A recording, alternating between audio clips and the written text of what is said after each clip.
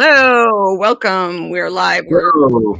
We're running a little late because of some technical issues, but we're live. Hello and welcome to our live stream in which we talk about Star Trek. I am Nicole, and across the city we have Green, across the city of Toronto. Welcome, and we're just here to chat about what we're going to do tonight. Is we're wrapping up the last 3 episodes of Picard, kind of a general discussion of those episodes and kind of the season as a whole, the second season, and a look forward to season 3, and then a look at the first episode, of Strange New Worlds. Spoilers. Picard season 2 sucked. um, I don't know. I'm making a face. If you ever listen to this, if we ever put this up on a podcast, It has a lot of good individual scenes that do not connect to a larger, better whole. I see where they were trying to go, and I get what they were trying to do. And if it were a Lost with 22 episodes in a season, I think they could get there. But they're not. And it was not 22 episodes. It was it was 10, and there was too much going on. I don't know if the problem is too many passes at the script or not enough passes at the script, but man, that script was just too much bloat, not enough focus. Like when it first came I think on, that's it. I think it's just like there's too much. They tried to shove too many storylines in, which are all connected to one another, logically, but and emotionally, but do not fit in a 10-episode season together. Also, the same problem season 1 had. It was better paced than season 1. Season 1, on top of all these other issues, also had bad pacing. But largely, this is the exact same problem season 1 had. I think it's wanting to always include the Borg. And I get it. Like, the Borg are cool. We like the Borg. And, frankly, like, the Borg are integral to who Picard is. Yeah. I get that. I get it. But they take up a lot of room, man.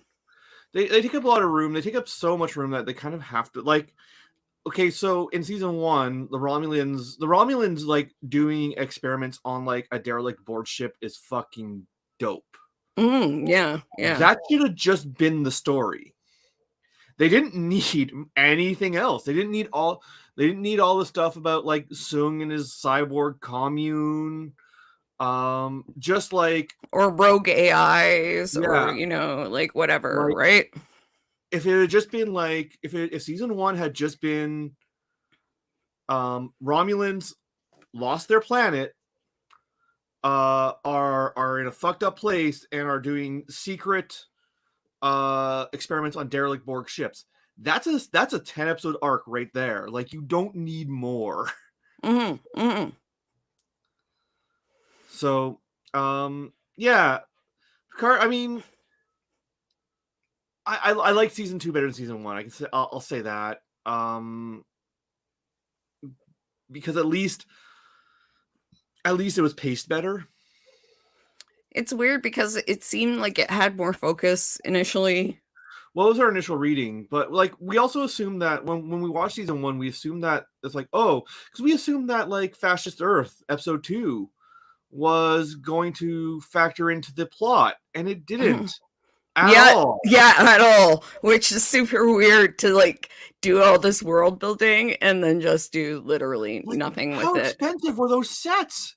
They spent all that money building those sets and then never revisited. I mean, like, oh no, it wasn't here. I was gonna say like thank you, but like no, they didn't shoot it here, so never mind. Screw you guys.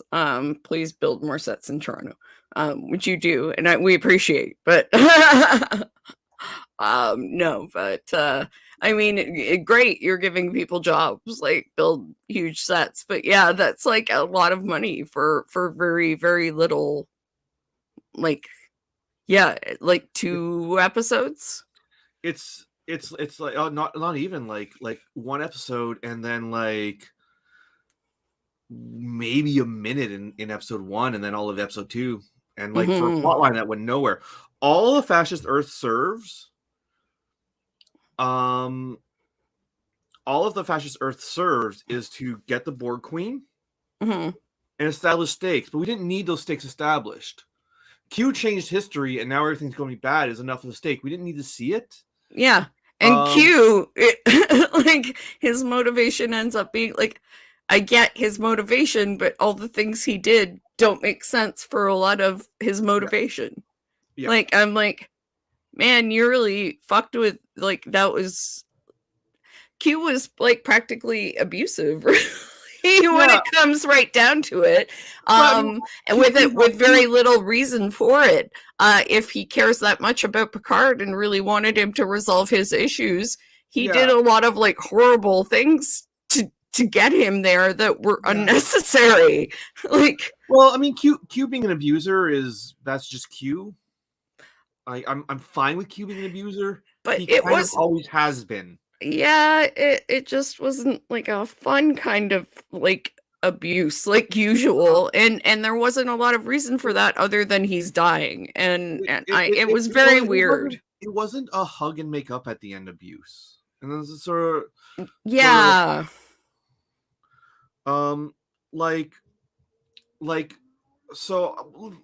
let's just jump right to the fucking end, because that's like we kind of have to. Okay, we'll go back to the beginning. You be like, you're my favorite, and then the hug, and then like put everything back together again. Like it like Q being an abuser is fine. He's always been that. And him being a bit more malicious this time didn't inherently bother me.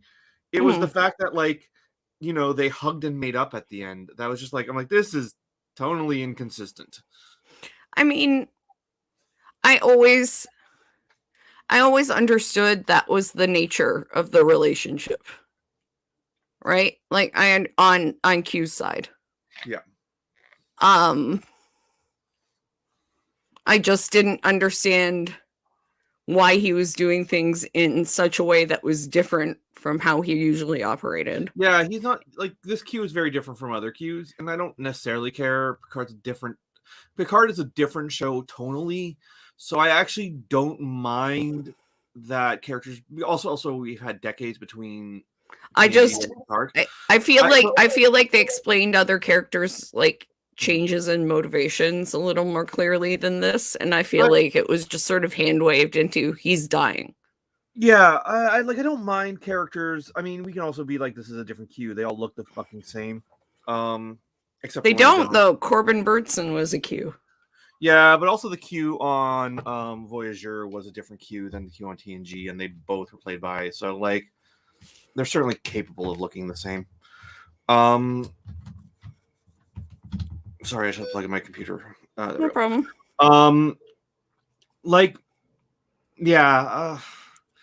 It has like, once again. So if we were to deconstruct season 1, so season 1. Like here's the core themes, and here's the bloat. Core themes, like Romulan expatriation, Romulus destroyed, Romulans face racism from Federation because of military antagonism between the two governments. Picard stands against Federation for treatment of Romulans. Romulans also doing shady shit with Borg stuff.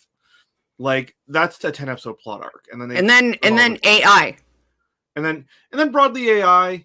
I mean, I still don't fully understand that either, but I mean, that's beside the point. Well, but I'm still. I assume that they would get explored in season 2, and then it didn't, which is why, like, yeah, and I'm like, is it connected? I remember we were all like, is it connected to Discovery? What's going on? Is it control? And then it's like, whatever, we don't care. it being controlled does still make the most sense. Yeah, and they're like, we don't really need to explore that. That's not important. I sort of wonder if there was a different draft of Discovery season 3 where they didn't go into the future that explored that deeper. Maybe. Like this is just theory crafting. Like I got nothing to go on, but like I'm wondering, like the Discovery going into the future seems to be a response to fan criticism, like particularly this fan who was like a lot of my response to Discovery was Star Trek should be going forward.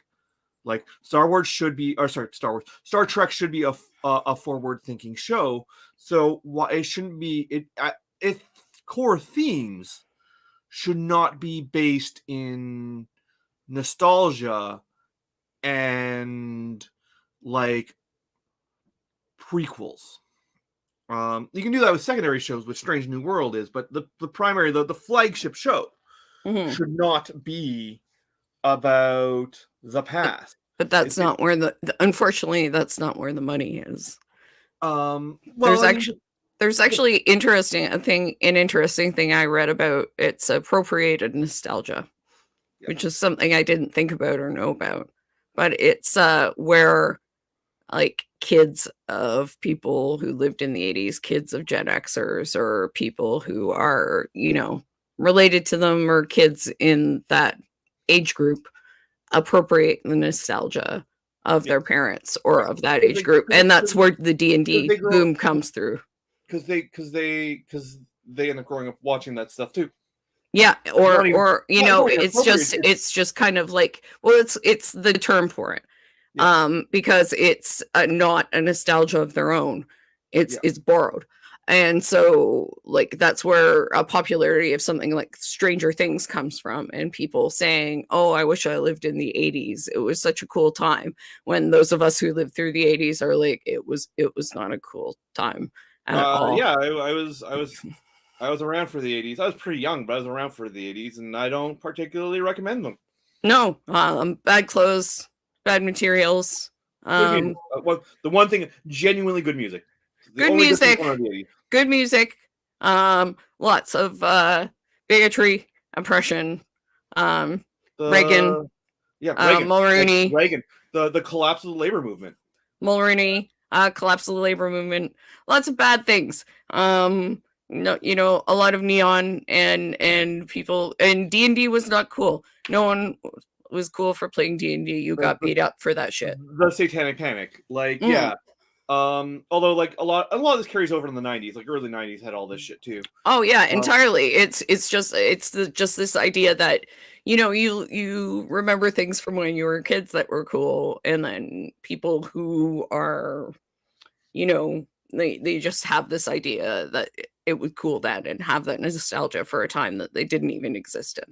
Yeah. It comes from this. It comes from, like, that's where the money is. And so that's why people are watching, say, Strange New Worlds and going, "Oh, wow." Like, I mean, the Enterprise looks super cool, and it does. It looks beautiful, and it's nice to have the Enterprise get its due. This is something I was saying, because the Enterprise has never had the beauty shots that the other shows have had. Like, not for New Trek. I would argue the movies have done it. In the movies, but it's not the Enterprise that it was. In Strange New Worlds, it looks like the Enterprise from TOS. In New Trek, it doesn't really look like that. Yeah. It doesn't look like that. But in Strange New Worlds, it looks like James T. Kirk's Enterprise, and it gets. I don't know. It looks like glammed up a little bit, but it has like the yellow radar dish and everything, right? Yeah, it has call outs, but I don't know. I don't know that I necessarily agree that. Like, have you ever seen Star Trek Continues? Like, Star Trek Continues is a fucking recreation of the set of the original Enterprise. I meant like, but the exterior, I think. Like, I mean, not the bridge, okay. But I mean, if you look at the title sequence, it has the beauty shots that we've never seen the original Enterprise have. Yeah, I mean, once again, Yes, but also Star Trek: The Motion Picture had had 7 straight minutes of beauty. I think 12 straight minutes of beauty. Well, shots they got that. over I that mean, time. for the technology for the time. I mean, I'm saying, yeah, entirely. And I mean, it looks great. And even now it looks pretty good. They did a really good job. Star Trek: The Motion Picture is like reviled by Star Trek fans, and I don't understand it. It's so fucking good. Did they do they would have had to do models then, eh? Yeah. With computer models look great. I don't know what people's problems are with them. Like, models look freaking amazing. I think. Yeah, models look freaking amazing. Anyways, the point is, like, that's one of the cool things. Like, I really love that, and I really love seeing that. But at the same time, I am not a big fan of TOS. I don't watch TOS. Watching TOS like reminds me of, like, you know, my dad watching it, me being bored as a kid. But I have that sort of borrowed nostalgia that made me watch TNG, and then, you know, made me a fan, and now is making me go, oh, the Enterprise looks great. I'll check this out. You know, I like some of the call outs, and I understand what they are culturally, right? So so Star Trek: The Motion Picture is older than I am, although not by a lot. What year is it? 79. Mm. I was born in 82. I would have been 4 years old. But like, I was around for Star Trek 4, and like my nostalgia for Star Trek, really 4, 5, and 6 is definitely not borrowed. Like, I watched those movies as a kid, enraptured by them. So like, I don't have any nostalgia for TOS. I mostly just watch TOS out of being a completionist. But I have genuine love and nostalgia for the movies. Yeah. Genuine love and nostalgia for the movies. Nah, because you grew up with those, right? Like, Yeah, those are part of your childhood. And they're genuinely great. Like, the movies of the original cast, I think, are fantastic. I do not like the movies with the next gen cast. Like, they're very uneven. Even the best of them, I don't think is up to par with the worst of the original cast movies. Mm-hmm. I don't know why. I don't know, because they try to make them action movies. Well, also, I think I don't know why. Yeah, there's that, and I think, I mean, there might be. I think Leonard Nimoy and William Shatner are actually pretty good actors. Shatner has been, like, I know, mocked a lot, but he did train, like, at Stratford and up here. Like, he's a classically trained actor. So yeah.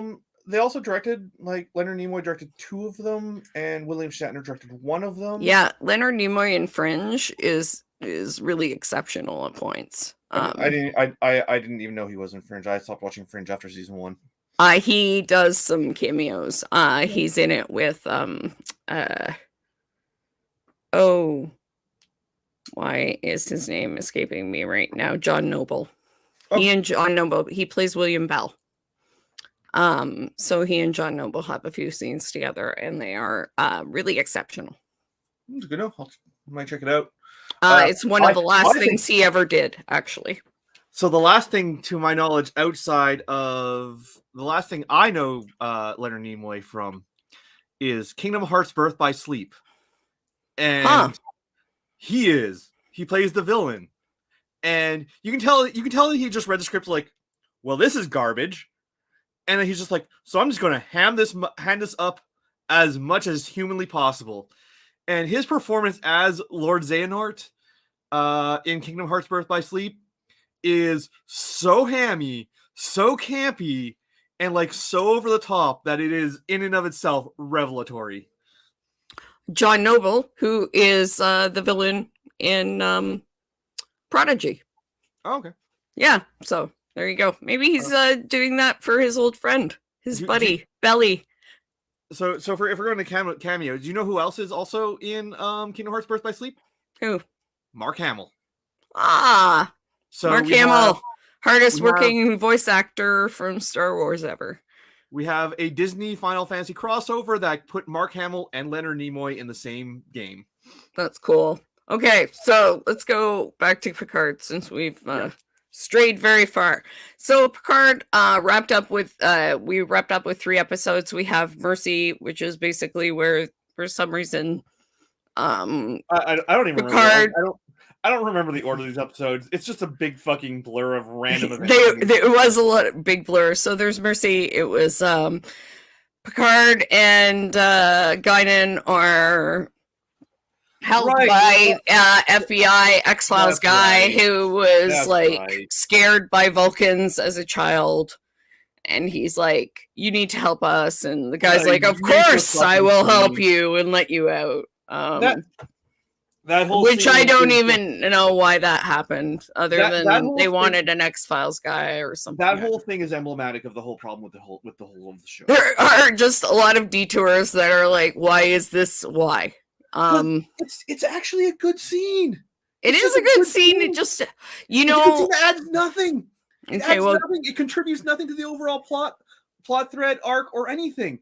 And just Picard is filled with them that are well acted and you enjoy in the moment, and you go later, why did that happen? Yeah. Why? Okay, so what else happened in that? They released them. Agnes is running around Borgatti as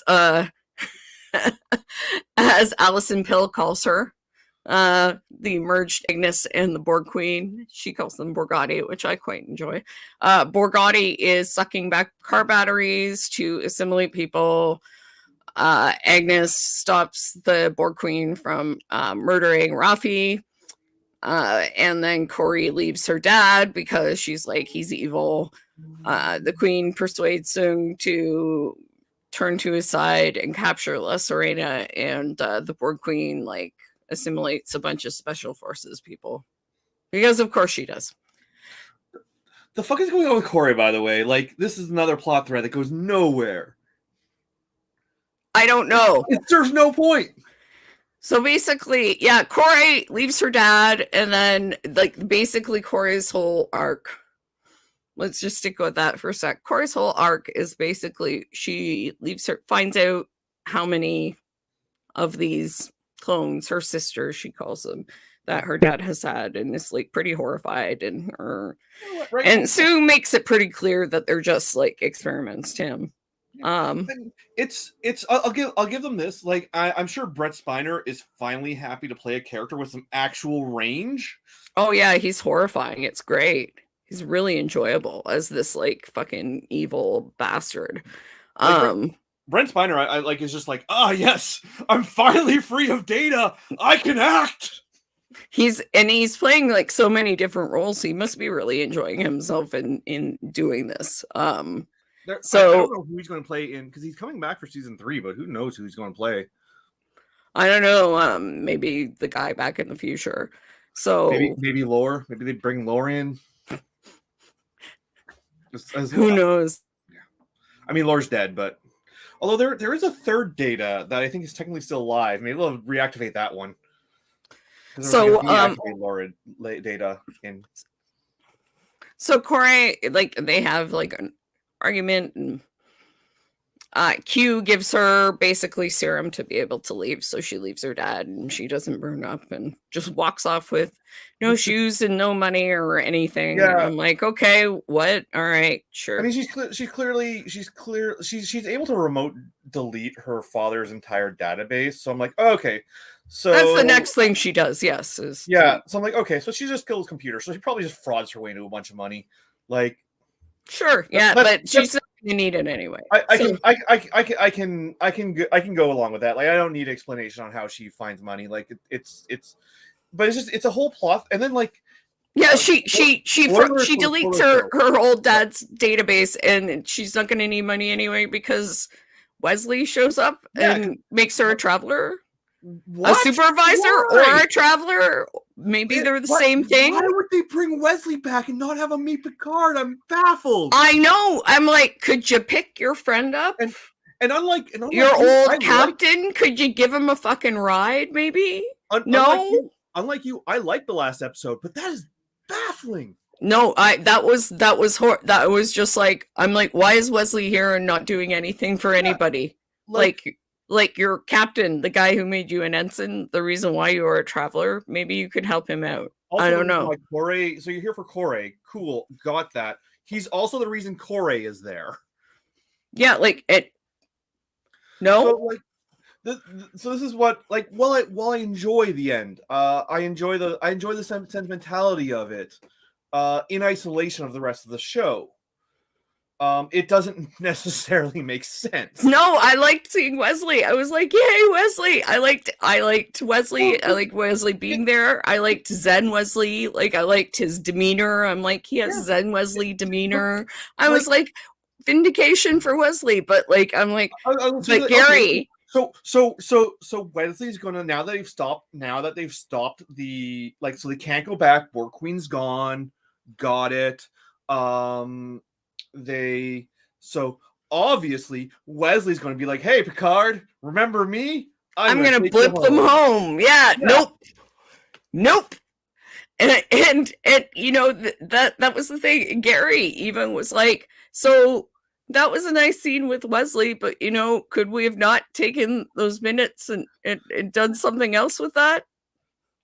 Well, like, yeah, like it, like, if they were establishing something, I mean, I'm guessing this is season 3 setup, but who the fuck knows? Because I thought the ending of season 1 was season 2 setup, and it wasn't. Yeah, and Will Wheaton said he's not in season 3.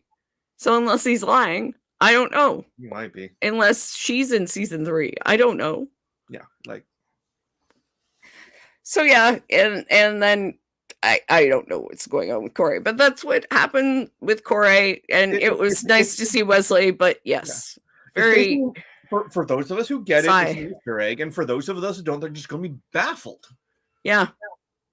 I don't know if anyone has ideas about why Wesley showed up and did not deign to talk to Picard.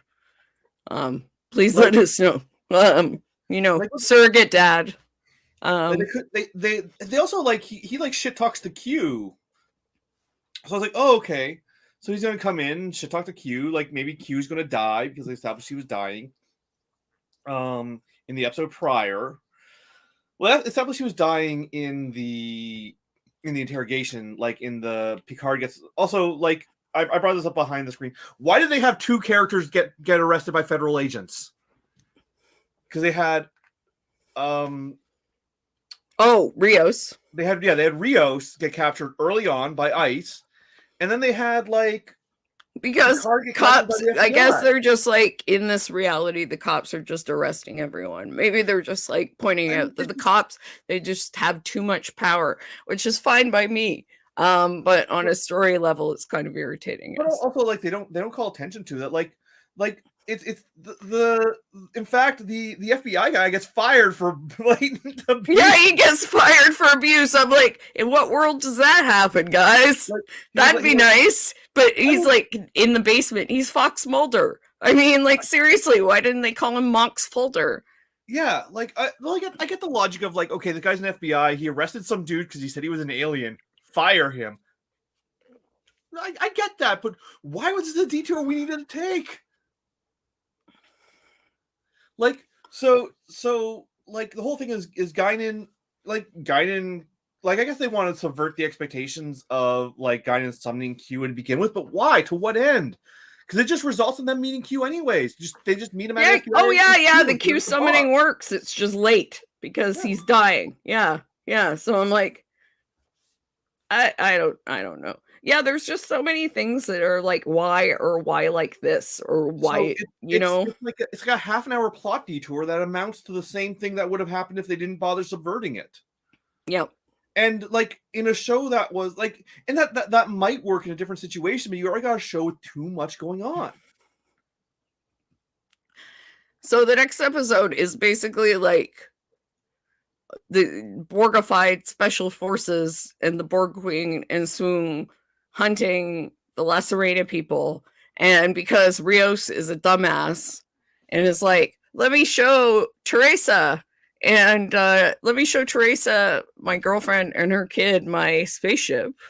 They're predictably on the ship when the Borg show up to like kill everybody. I kind of liked that. Like Rios is kind of a dumbass. And well, I mean, yeah. I mean, it's like, expected that he would do a dumbass thing. Like and it's in keeping with the character. I'm okay with it. Like they did get them out too. I'm okay with it on a narrative level. They did get them out too. I mean, they got them out pretty quickly because T'Lyn has her smoky, transporter, and so she popped them out right away. But they locked Rios out because they're like, because he got wounded pretty quickly in the firefight with the kid who was like this, who was also apparently half traumatized and half like, this was the coolest thing ever that happened to me. So I mean, sounds about right. Yeah. I was in an alien firefight. I saw a spaceship.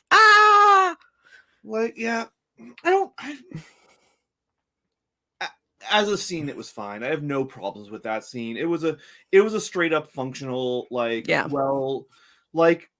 as an action scene, I think it was probably the best they could have done. I have no big beefs with that scene. Mm-hmm. No, it was pretty good, and like it was basically a reason for they get pinned down in the chateau, and it's basically a reason for Semin and Raffi to have to work together and work through their problems, and for T'Lyn and Picard to have to go through the tunnels underneath the chateau, and Picard to have to remember what happened to his mother, which is he repressed the memory of seeing that his mother died by suicide. Like, as someone, so I don't want to throw a personal shit all over the internet, but I have experience with family members with like schizoaffective disorders, and I mean that shit maybe just hit too real for me. I didn't like it. I like in concept, did not like how it was executed. Mm-hmm. Although, like I said, all the stuff with Picard's father in the last episode we did, in episode 6, 7. Yeah, I don't think we ever need to see. I don't think we ever need to see that. I don't like ever. Like I think you can depict a kid finding their parent in that kind of state without showing it pretty graphically. I don't think. And there was no, come to think of it, no like warning or anything on that. And I don't think it's cool to really do that to people if you're going to be like, go ahead and depict like an actual scene of. I don't know. Like sometimes you just have to shock people. I don't necessarily. I don't think you have to throw up like. There comes a point where like you just have to show the thing without showing content warnings for everything. I don't mind they didn't throw content warning. I don't even mind that they showed it. I just didn't like how, because Jojo Rabbit, another movie I have problems with. In Jojo, his mother is hung by the Nazis, and they show a very similar scene, and it is I have others issue with that movie. That scene's fucking powerful. It's a different situation though. That's done to her, and it's also she didn't do herself. And I agree, it's a very powerful scene, and it's difficult, but it's also about that. So here's the issue with in Picard. The more I stop and think about it, Picard is not about mental health. Mm-hmm. Like if it was a show about mental health. Like if it really, and I don't think you can absolutely do sci-fi shows about mental health. I have no problem with the fact that it's a space adventure, but it's not about mental health. On the other hand, I also know, so I don't know how much you know about this, but like Picard, I'm sure that is relating through Patrick Stewart's real life experiences. Perhaps. I just always feel like it's very difficult for a lot of people to see that. A depiction of someone's suicide, I think it can often be equal to depicting like a rape.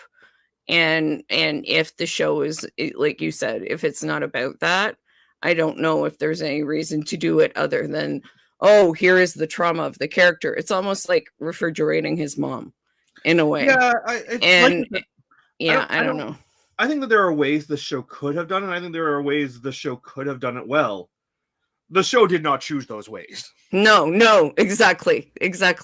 Like now that I'm just thinking about it out loud, and it's like, well, his mom committed suicide, and that's why he's traumatized and can't have a relationship, guys. So, there you go. Here's the plot point that explains his personality. Okay, when you lay it out that way, like this is different than my problem. But when you lay it out that way, it's really like pop psychology 101. But that's what they. Sorry, my purse fell off my back. So yeah, so it's not like it doesn't take a time to examine. So this I think is my issue with it. It doesn't take the time to really hinder on the weight of it. Like it's all about the weight of it, but it doesn't. It's all about the weight of that moment on Picard, but the show itself doesn't meditate on the weight of it. Yeah, and that's because they've got like a Borg thing and a time thing and you know, whatever else. And I'm like, if you just stuck with your mom, or if you just stuck with the Borg, or if you just stuck with time travel, or just maybe two of these five things, and so like that gets into what my initial issue with it was that I didn't really get into, which is my initial issue is that I think the show I think Picard's a show for adults. I think that there's room for adult entertainment to explore this. I think there's even room for adventure sci-fi to explore this. Do not put this scene in the middle of an action fight with cyborg mercenaries. Yeah, that's a very good point. It's like, so we want to do this meditative thing and we want to do an action scene at the same time. So let's just like mash it all up together and see if it works. So that's my issue with it. It's not that I don't think that there's room for it conceptually, but how they handled it, just egregiously insensitive. Yes, and in the middle of all this happening too, Agnes somehow convinces the Borg Queen, while Seven is wounded and dying, convinces the Borg Queen that the better idea of assimilation, build a new Borg cooperation, collective through cooperation rather than assimilation, says this thing. But I'm like, that's not quite assimilation that assimilates even the broken and imperfect species and builds cooperation among the assimilated. I think was the whole. Yeah, they're still assimilating. So the way I interpreted that scene, so I have a different issue with this scene, and it might be because of how we read it differently. I read that scene as Jurati being like, we will only assimilate those who consent to assimilation. Yes, yeah, and we will assimilate everybody who consents to assimilation, not just the ones that you deem worthy of assimilating. Yeah. But I mean, the Borg have never been discriminatory about who they assimilate. This Borg Queen is, for some reason, she's the fascist Borg Queen. Apparently, she's picky about assimilation. I mean, it is fascist Earth, so that maybe there's a fascist Borg Queen. But it's a conclusion I don't mind them coming to, but it comes out of fucking nowhere. Like I don't mind Jurati and the Borg Queen being like, okay, we will come to a compromise. I will keep this body, but I will only assimilate those who consent, and I don't mind that as a conclusion as a conclusion to that arc. But once again, just execution matters, and it is not executed well. It seemed, it was like, ooh, that seems like a agreement that's going to work out poorly somewhere along the line. But okay, all right, sure, guys. It just, it was weird. It was also very sudden. Like there's no building up to it. There is no there's no foreshadowing of it. It just comes out of nowhere. Well, I mean, I think there could be the foreshadowing of like they had understood each other before, so there was some ground built for an agreement. So, like I said, as a conclusion, I don't mind. As a conclusion, that arc, I don't mind it as a conclusion. I just execution is awful on it. Do not approve. Yeah. So, with the Europa mission, what ends up? Oh, go on. Oh, I was just going to complain about how little Renee was in the. So Renee is a central figure to this plot, and she's only in 2 episodes. Yes, and this was one of my problems. So T'Lyn decides, like, before they make a bargain with Borgatti for her help, and to heal Seven, they'll give her, the ship or something like that. I don't remember what the deal was. Whatever. Yeah. So I kind of mentally checked out. so Borgatti takes the La Serena, but tells Picard that there must be 2 Renees, one who lives and one who dies. And I'm like, maybe this is like a more metaphysical sort of spiritual thing where Renee has to like kill her like insecurities or something. They went totally literal with that. But no, T'Lyn just takes it literally and is like, I'm gonna wear like a disguise and get poisoned by Soong. But before this, they have this really I checked out at some point. So just yeah. During last episode, I checked out mentally somewhere between where T'Lyn meets Renee and where she gets poisoned. So there's like a 3 or 4 minute window where I am missing time on this episode. Okay. Well, you're gonna have to take my word for what I'm gonna say next. You're gonna have to take my word for what I say next. So when T'Lyn meets Renee, they actually have this really nice scene. They have a really nice scene where T'Lyn and Renee meet, and T'Lyn explains kind of who she is. And she's like, at your mother's funeral, this thing happened, and I gave you this keychain and all of these things. And I heard that part. I think that is immediately when I checked out. So I'm listening, and I'm like, this is a really beautiful scene, and these 2 are really good actors. And I said to Gary, I'm like, this is a really beautiful scene, but I do not care about either of these people at all. At all. Yeah, exactly. I don't know why this is happening, but like if I had spent even a little more time with either of these people, I might care about what's happening in the scene, but I do not give a shit about either of these people. And I don't know why we're having a big long scene about their, like, it's beautifully acted and really well done, but I don't care. I don't care what's happening. I cared so little that I apparently just without thinking about it, checked my phone and checked out from the show for about 3 or 4 minutes straight. And so, and she runs out. And the next thing I look up, and she's dying. Yeah. So what happens is she runs out in her Renee mask and is like, "Oh, thank God, Dr. Soong," because Soong is like bullying people with his donations to let him go and see the astronauts, even though they're just out of quarantine. And Gary and I are like, "No, fuck you! They're out of quarantine. We don't know where you've been, Soong. We don't care how much money you have, motherfucker." Yeah, in reality, they would not let that fly. But whatever. That's suspend disbelief. I guess. And in the show, they're like, "Oh, of course, Dr. Soong, whatever you." Anyway, she's like, "Oh my God, Dr. Soong, there's a crazy woman in there telling me that she's known me her whole life." And he's like, yes, come this way. And then he neurotoxins T'Lyn. And, but she's disguised as Renee, and Renee's dying. And he's like, it's a neurotoxin and you're going to die and whatever. So when I checked back up, he was there. She was like dying in his arms. He was pulling the thing off his hands.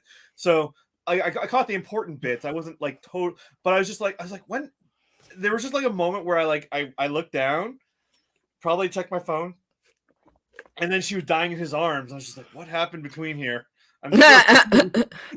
The thing they did well is she comes down and says, Picard. She says Picard or Jean-Luc or something like that. I'm like, she doesn't know who he is. What the hell? And then she takes off the mask. I'm like, oh. I honestly,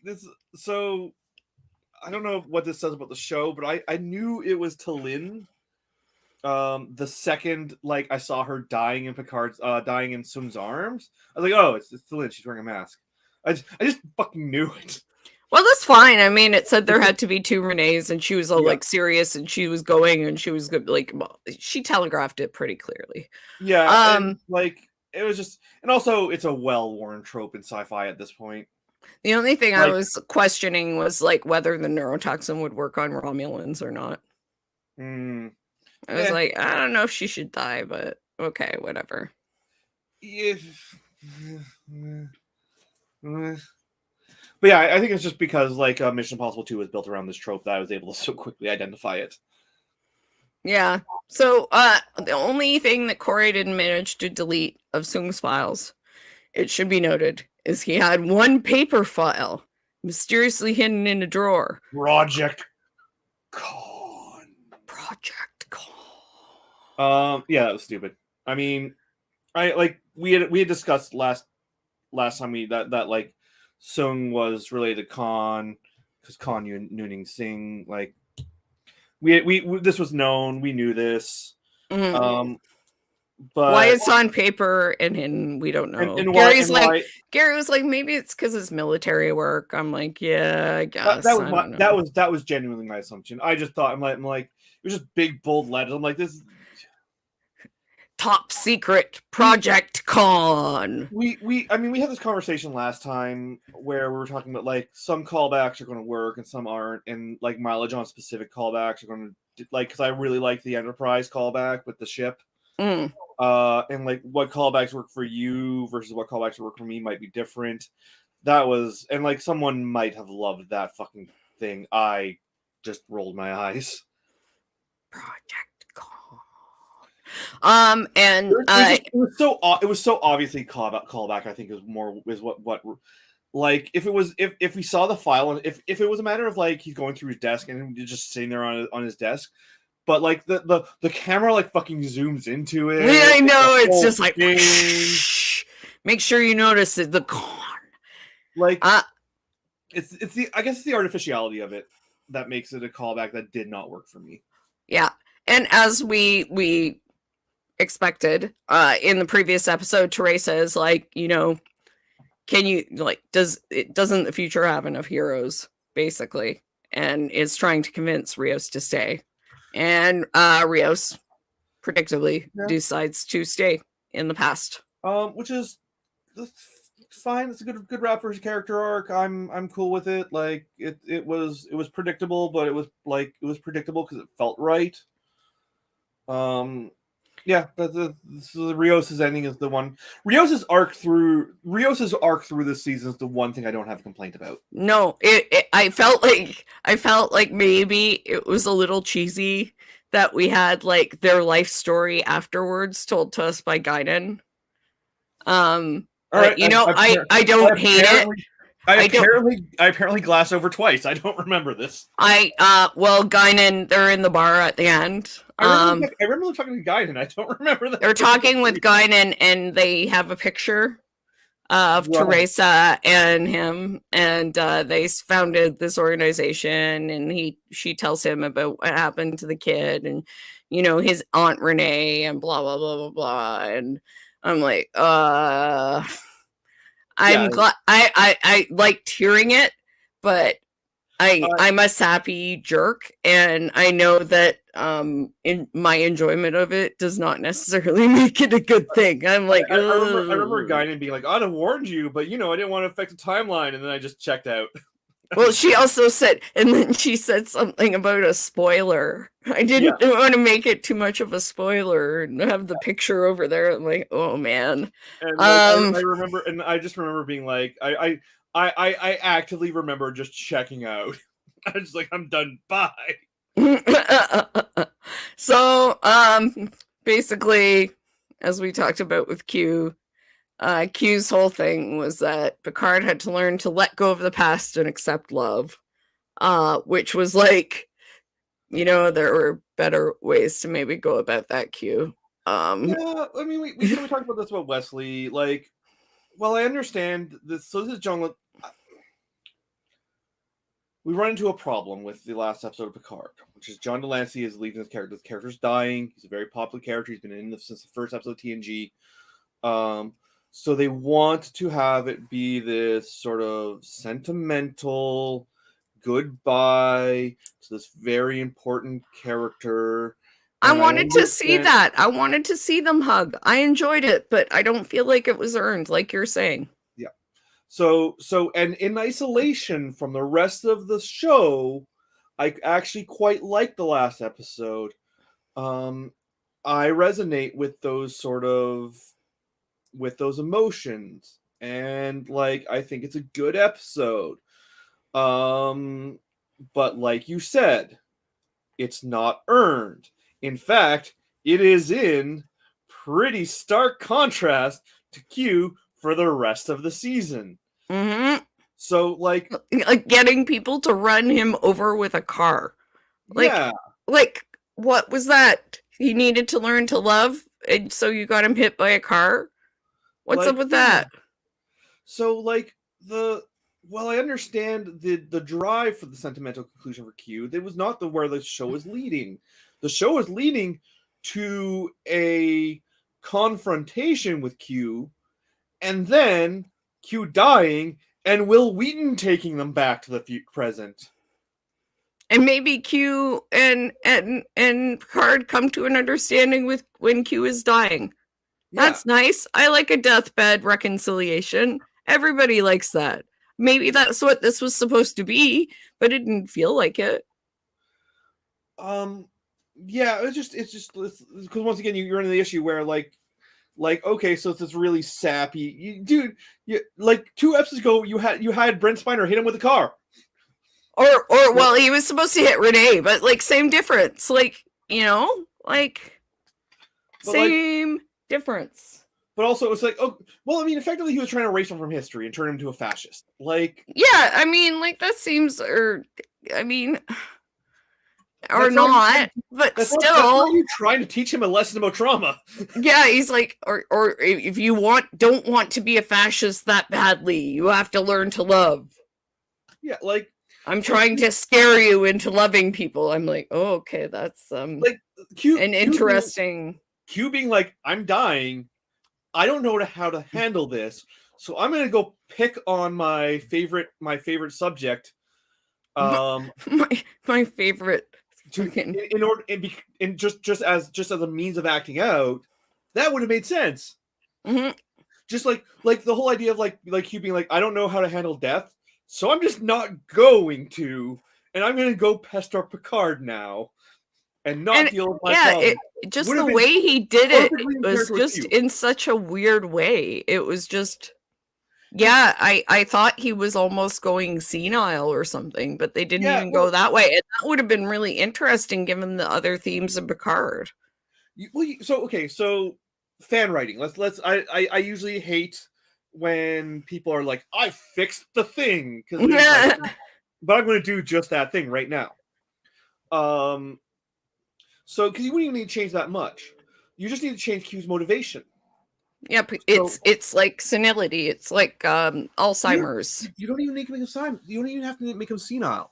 You just have to make him scared. Yeah. You have to make the whole idea. But he was scared. Sort of, but not really. Mm. You just have to make Q scared of death. You have to.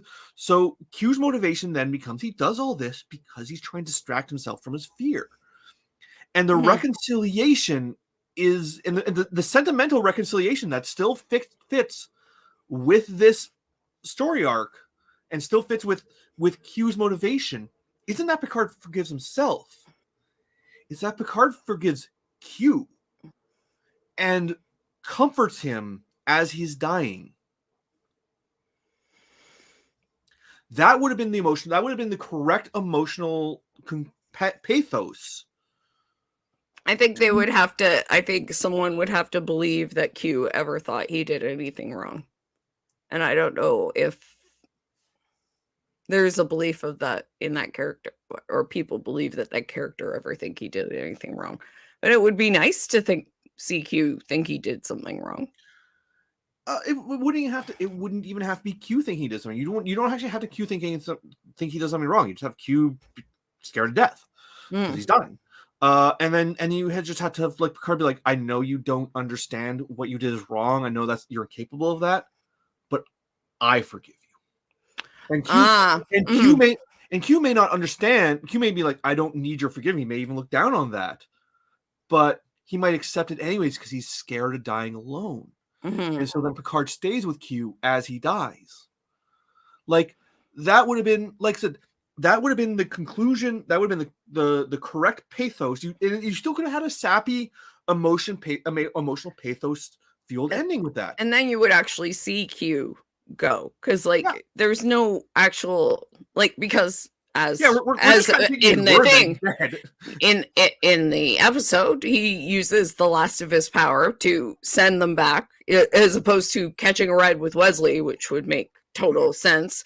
The Q uses the last of his power to send Picard, Seven, and Raffi back to the Stargazer. Well, so and restore Elnor back to life.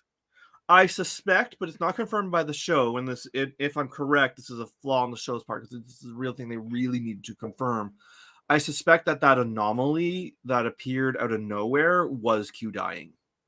Oh, maybe. But I was just like, what? I'm like so traumatized from Discovery. I'm like, is it the DMA? What's happening? Early DMA? Oh no! What? Is it 10C? No. Yeah. I don't think we'll ever see I don't think we'll ever see any major crossover other than Strange New Worlds and Discovery. I don't think we'll see any major crossover between the different Star Trek shows.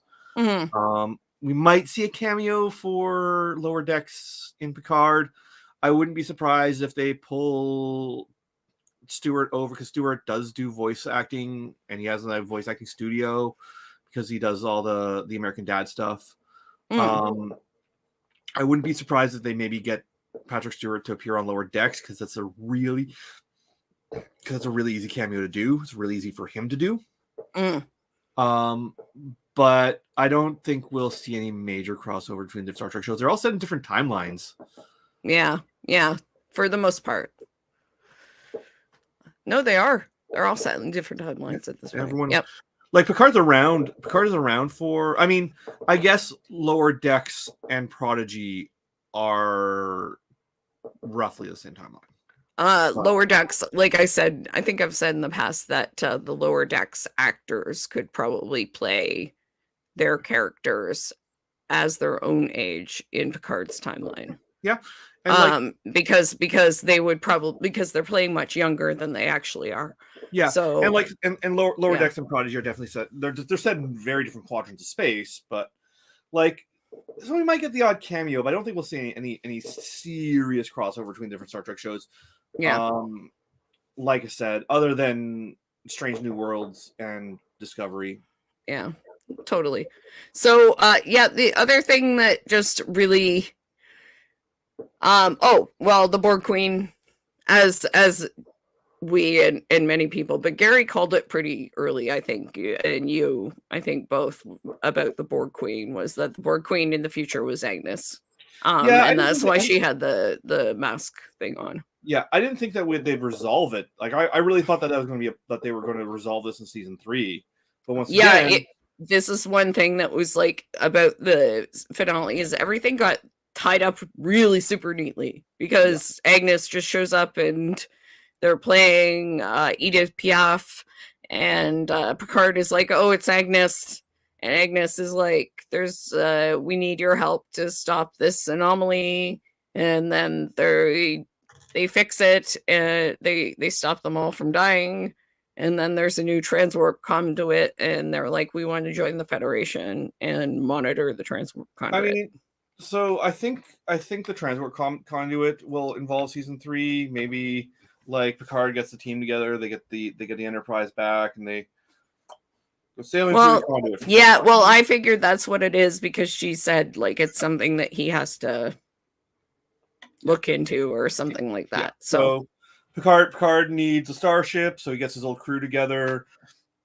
Raffi, Seven, and Elnor also join, but because TNG has such a big cast, we have the same problem we have this season of too many fucking plot lines. But then he goes back to his chateau after having drinks with people and finding out what happened to Rios and everybody, and goes back and asks Laris not to leave. And there you go. Ask for a second chance. Like maybe Laris joins them, or maybe like Laris is like waiting for him to come back home from his last mission. Who knows? Who knows? I have not. There, the most frustrating thing about Picard, both this season and the last season, and is that I can see the potential for a good show in it. All the pieces are there. They just didn't refine them enough. I just think they tried to do too much. That's what it was. They tried to do way too much. It was the same problem. It feels like they wrote 6. It feels like when they knew that they were going to get Picard, when they knew Patrick Stewart was coming back, they're like, okay, 7 seasons of plot. Oh, he's only doing 3 seasons. Shit, cram it all into 3 seasons. Yeah, for real. So, 3rd season, pretty much all the TNG cast is back. Except for apparently Wesley, and I'm still baffled by this. Like, it was I was more just confused to see Wesley than anything. Like, so he just contributes nothing. Contributes to nothing. Like, unless there's some... It was, yeah. Spin-off, or unless season 3 deals with the Travelers. I mean, who knows, it might, but I think expecting other than them going through the conduit, which is a very clear setup for season 3, I think expecting any setup from season 2 to season 3 is a mistake. I made that mistake with season 1 to season 2. Not doing that again. It almost felt like they had to tie up every loose end. Like, they couldn't just leave anything unknown, which was very weird. Yeah. Like I'm can you just like not let us know what happened to Corey? Like, Corey could just wander off into the world and have a good life. We don't need to know that Corey got picked up by Wesley. It contributes nothing to the plot. Like, why do we need to know that? Unless Wesley's going to do something. It was kind of nice to know what happened to Rios, but I was perfectly fine figuring that he and Teresa, saved lives and kicked some ass and tried to make life better in the 21st century for people, Rios gets left behind. Buy the novel.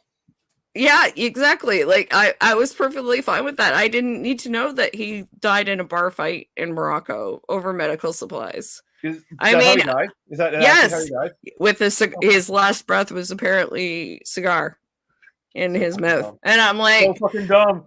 That is so dumb. I'm like, well, that's how he would have wanted it, though. Dumbass Chris Rios. And I'm like, why would you do that to Teresa? She would murder you herself. Oh my god. Like, wow. Rios' plot is the one plot I don't have any problems with. Rios' plot was well handled. Yeah, it was, except for the way he died. I'm like, and then Rios... Teresa died a little later of old age, and I'm like, of course she did, because she's a reasonable human being who would not die in a bar fight. Rios is the VIP of that show. Like, they got rid of Elnor except for one action scene, which was great. I mean, I really enjoyed it. He's a badass. I like him. Seven and Ralph had nothing to fucking do with the whole fucking show. Except argue about their relationship. Yeah. Which is, I mean, lesbians, true to form. I mean, they broke Rios out of jail. They broke Rios out of jail, and they argued about their relationship. Once Rios was out of prison, like once Rios was broken out, they didn't have anything to do for the rest of the show. They were pretty good at killing some Borg, but that's about it.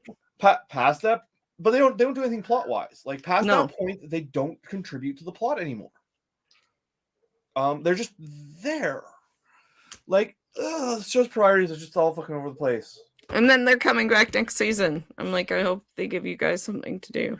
Well, this is my worry is that we have an underdeveloped cast for Picard, and now we're bringing back the TNG crew, and so TNG crew is just gonna unless these are just cameos and they're being overhyped, which is possible.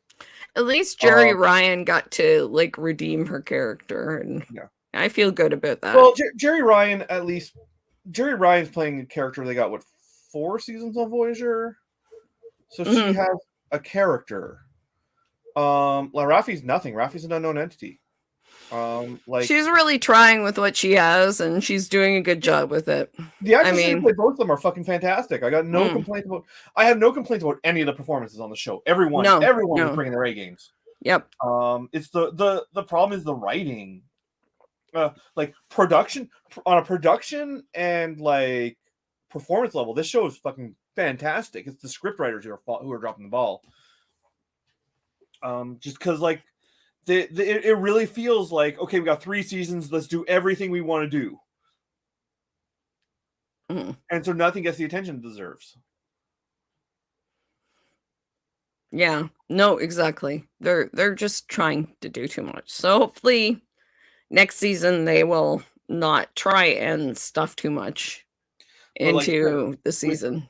With the whole TOS cast comeback, I don't know how they can avoid that unless they just accept, unless they approach the TNG crew like, we know who these characters are, we'll update them, but like we don't need to give them unless they don't give the TNG characters arcs, right? But I don't see that happening, or unless they do unless like I said, or unless they're overhyped cameos, just possible.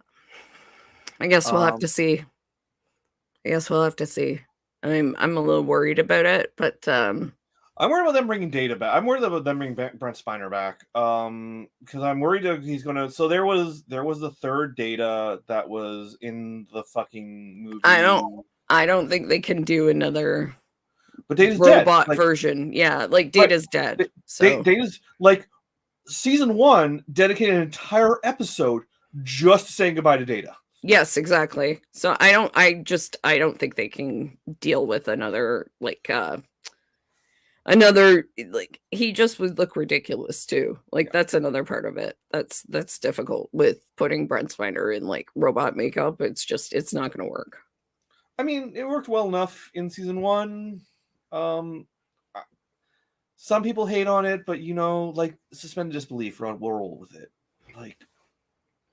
Yeah, they did some de-aging too, I'm sure. So they did. Like, well, you remember him in season 1. Like he looked de-aged, but he looked like rounder than Data looked. Like a plumper face than Data had. Yeah, you just gotta live with that. But like, yeah, it's just suspended disbelief. Just like they got a different actress to play Guinan. Like you suspend your disbelief and you roll with it. 100%. All right, so do you want to move on to Strange New Worlds pilot? Yeah, I've bitched about Picard enough. Let's talk about a show I liked. So, it was the Strange New World pilot. I don't remember the name of the episode. Let me look that up. Which was pretty good. Yeah, I quite enjoyed it as well.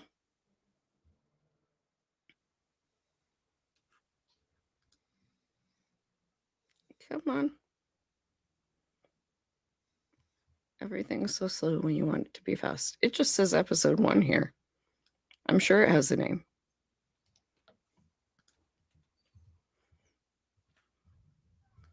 Come on, Wikipedia.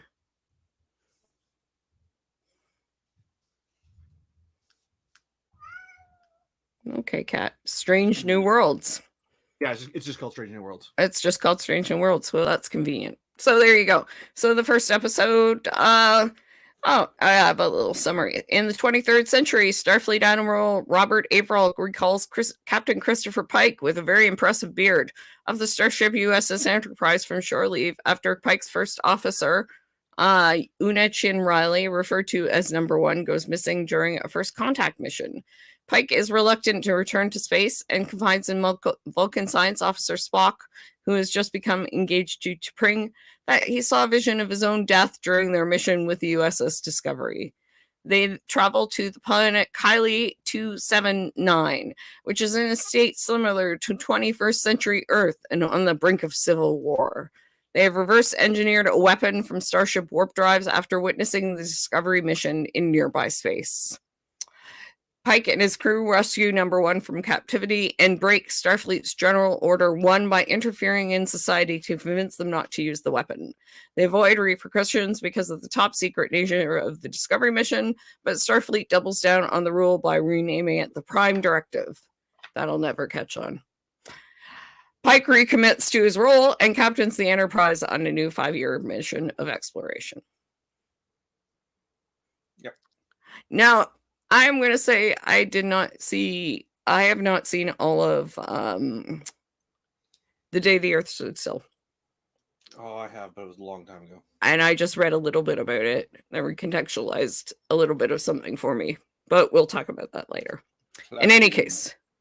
So yeah, I quite enjoyed this. I wasn't sure how I was going to feel about the show. I've been a little uncertain about it because of like the horse imagery in the in the posters. I wasn't sure how far they were going to go with the like kind of frontier western kind of thing. There's a tradition that Enterprise captains ride horses. Yeah. Well, I saw what they were going for with the there's a lot of echoes of James Kirk and his horses and his cabin and all of that in the first like a few minutes of the episode. I noticed, which I quite enjoyed. The whole intro of the episode, the setup with like Pike making breakfast, screamed references to Star Trek Generations. Yeah, it felt very much like the same opening. Yeah, it was very reminiscent. And apparently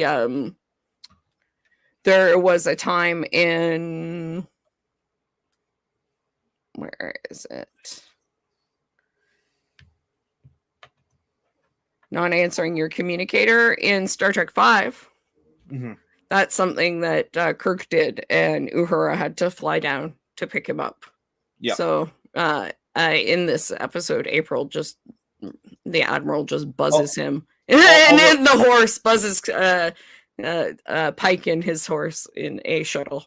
Although in Star Trek V, it's not just Captain Kirk; it's like all of them because it's Captain Kirk, Spock, and McCoy. They're all climbing a mountain, which is where that song comes from. Which song? Oh, how have you not heard Captain Kirk is climbing a mountain song? Oh dear. Okay, I'll have to hear that at some point. I'm tempted to share screen and play it right now. Oh dear.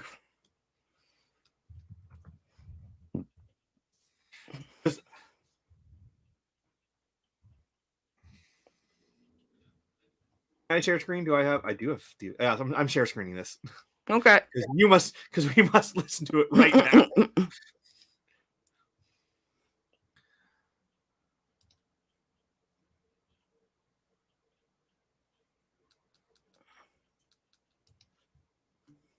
We're gonna get trippy for a second. Inception. All right, can you see it? Yep. All right. There we go.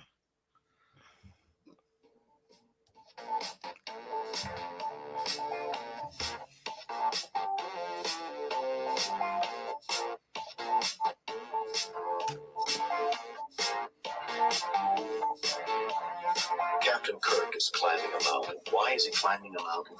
Captain Kirk is climbing a mountain. Why is he climbing a mountain?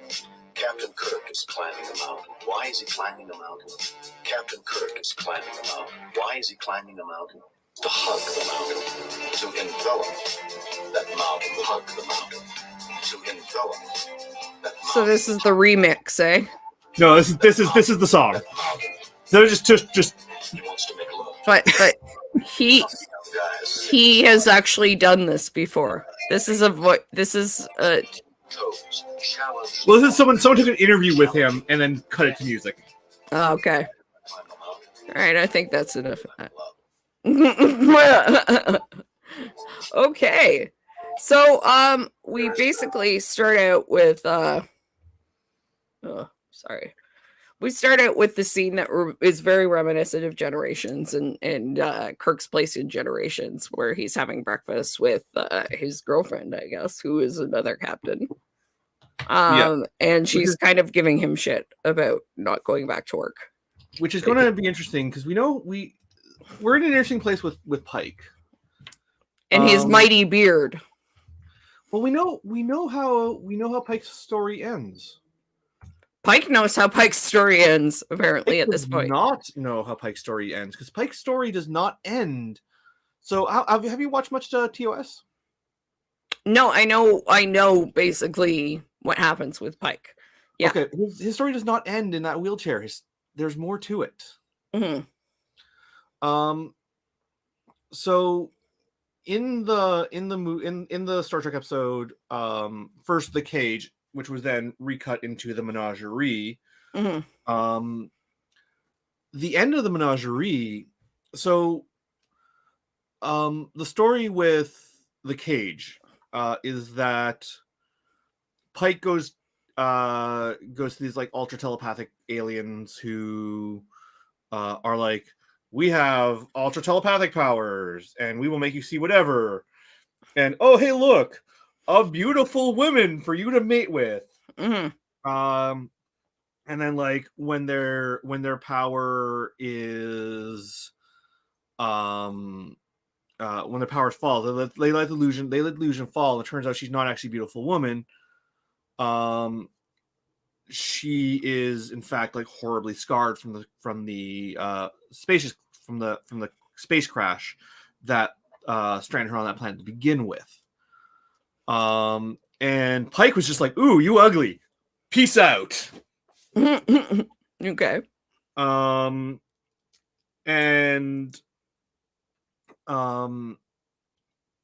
Then he but then I forget the alien, the race of aliens that can project like psychic imagery. Mm-hmm. But then they're just like, okay, we'll just make her think that you stayed. Okay. And then in Discovery, Pike meets a telepathic projection of her. Mm-hmm. And she's like, yeah, I know it wasn't. I knew this like illusion wasn't you, but whatever. Like it's the best I got. Like I'm horribly disfigured and the only human woman on this planet. I work with what I got here. And then in the Menagerie, which is an episode of TOS where they remix the Cage, the original pilot for Star Trek, into a two-parter. And like that's when Pike is in the wheelchair or is in the like can't speak, like Mm-hmm. 2 dots for yes, two beeps for yes, 1 beep for Spock ends up hijacking the Enterprise and beaming Pike back down on this planet where he is reunited with her and they live in like psychic bliss together. So Pike, like, Pike doesn't actually know the ending of his story, and there's some like interesting ableist connotations to him thinking. I'm hoping they address with this because this is actually one big issue with Strange New Worlds.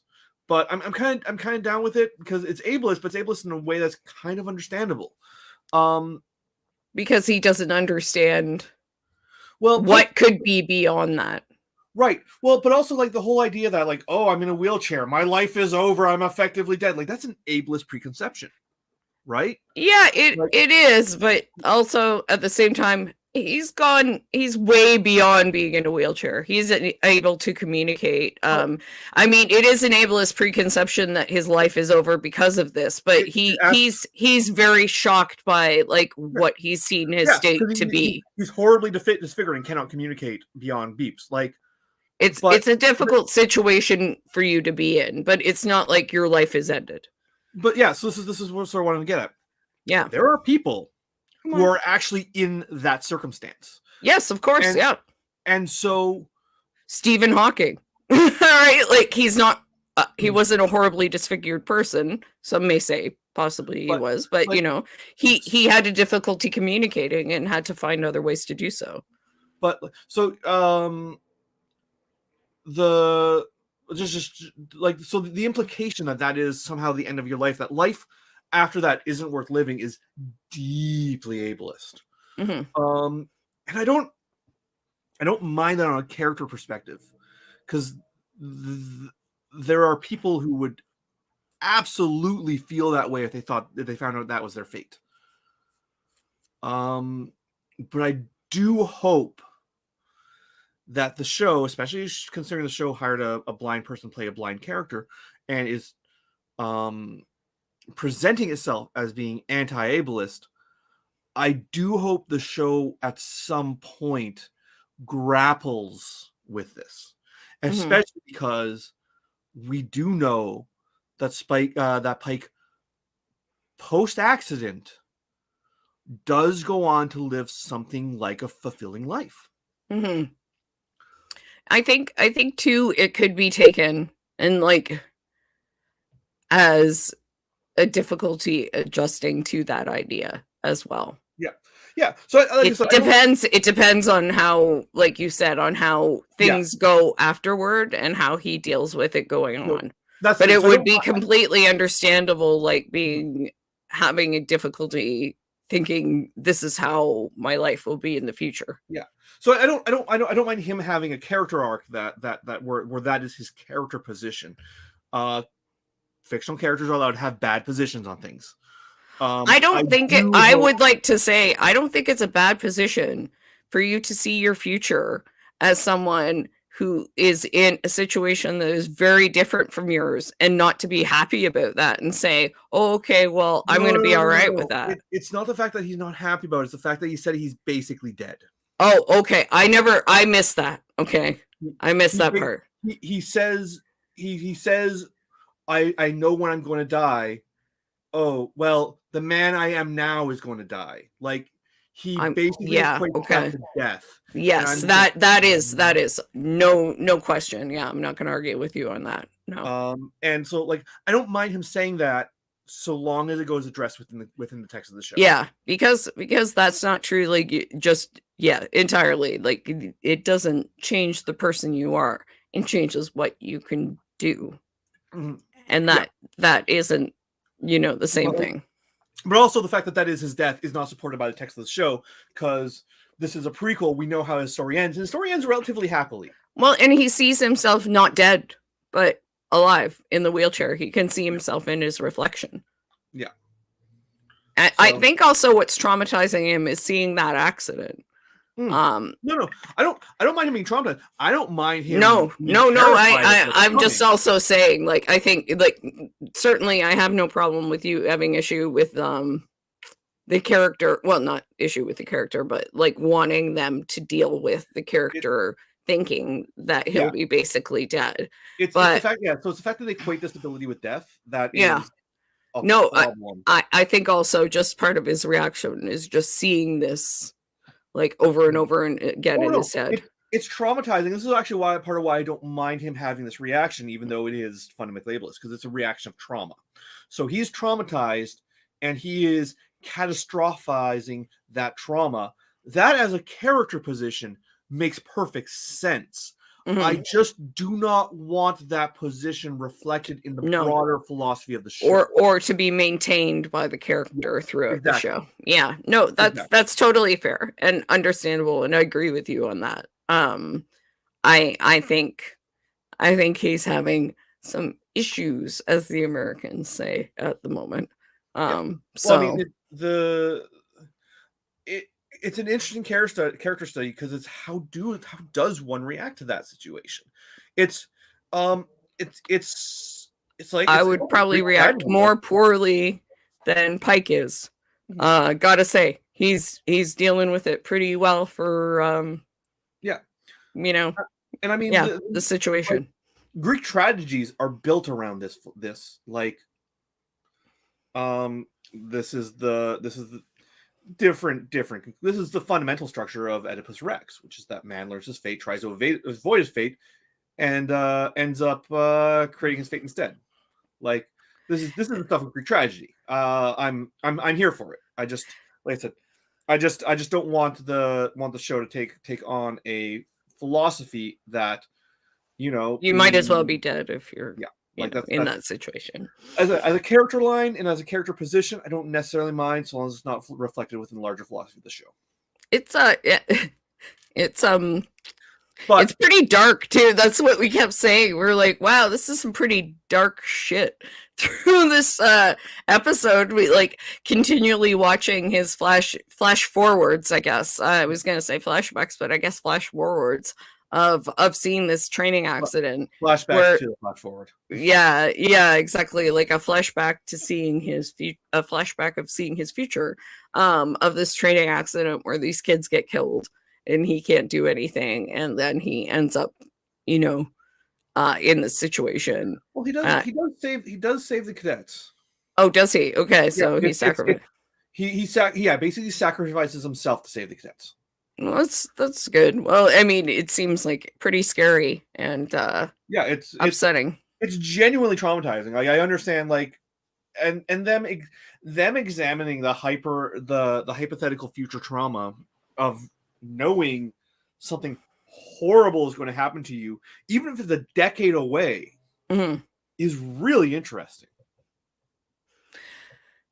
So, in general, the show, I thought, did a really good job of introducing all the characters.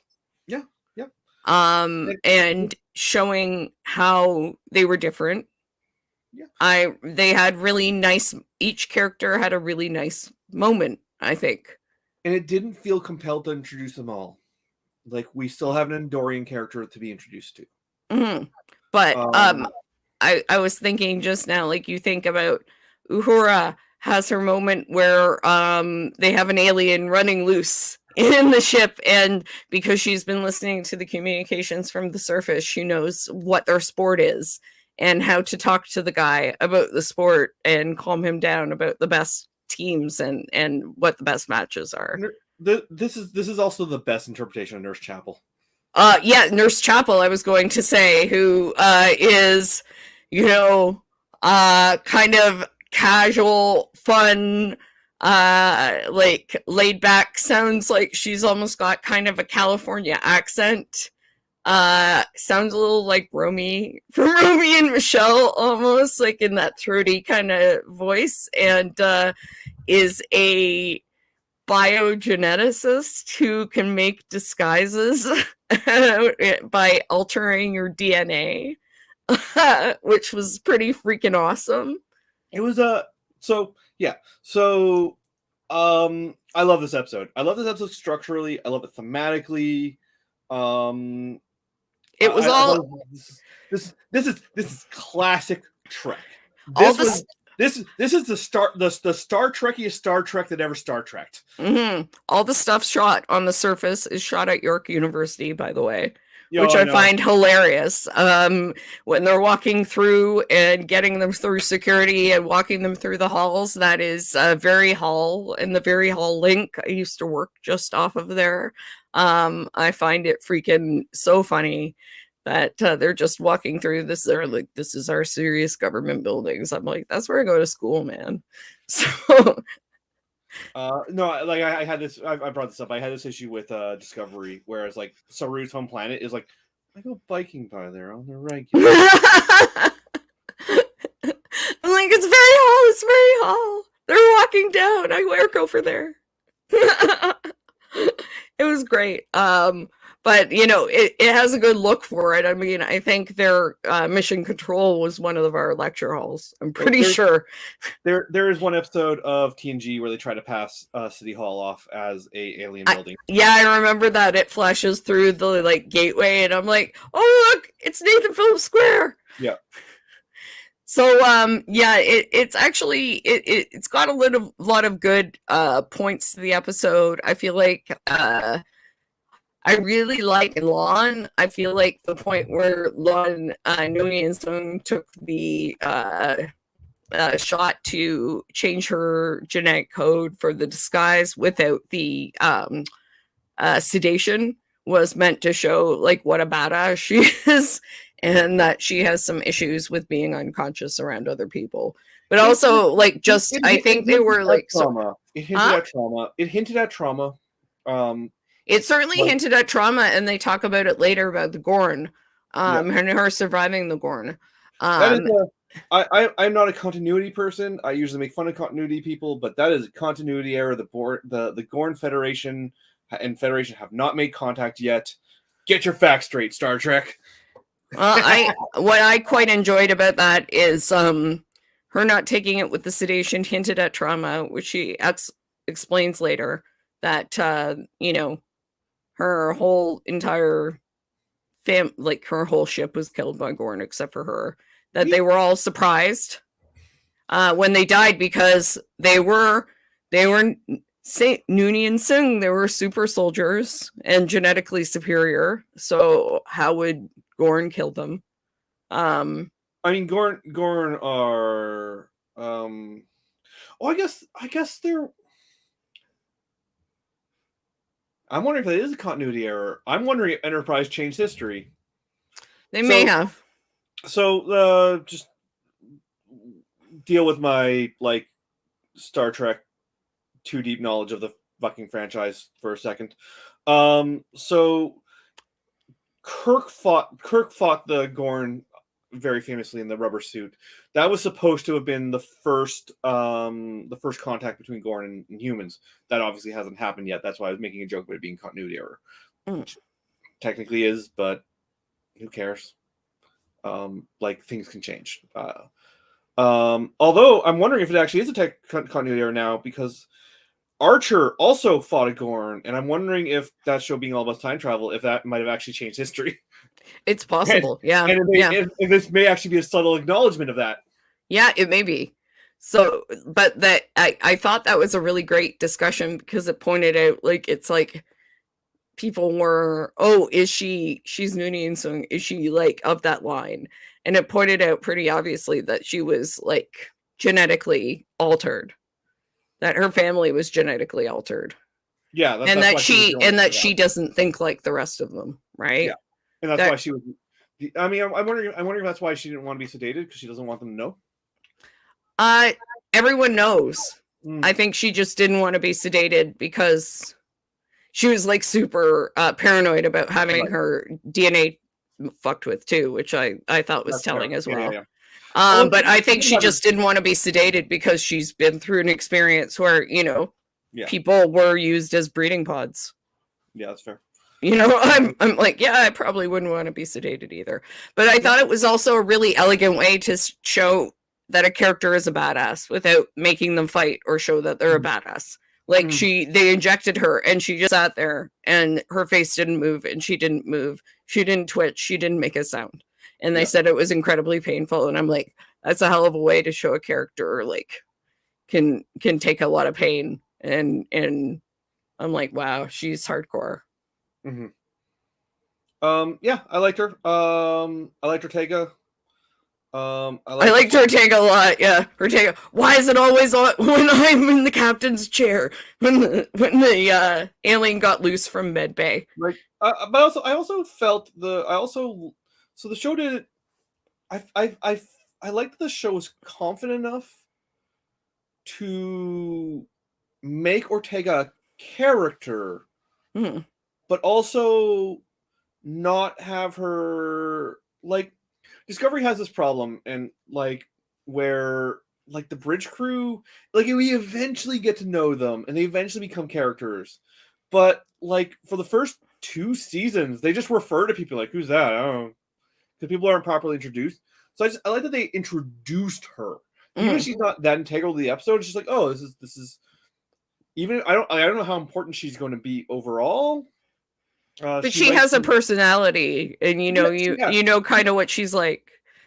Like Chief O'Brien is not an important character in TNG, but you know who he is. He gets named. He's there for some important stuff. I assume that she's going to be more important than O'Brien, because she actually gets posters and stuff. But I like that the show set her up, but also didn't feel a need to cram a story for her. Yeah, there wasn't. Yeah, they were introducing people, but they weren't everyone has to know everything about everybody, right? Yeah. And they did some nice stuff,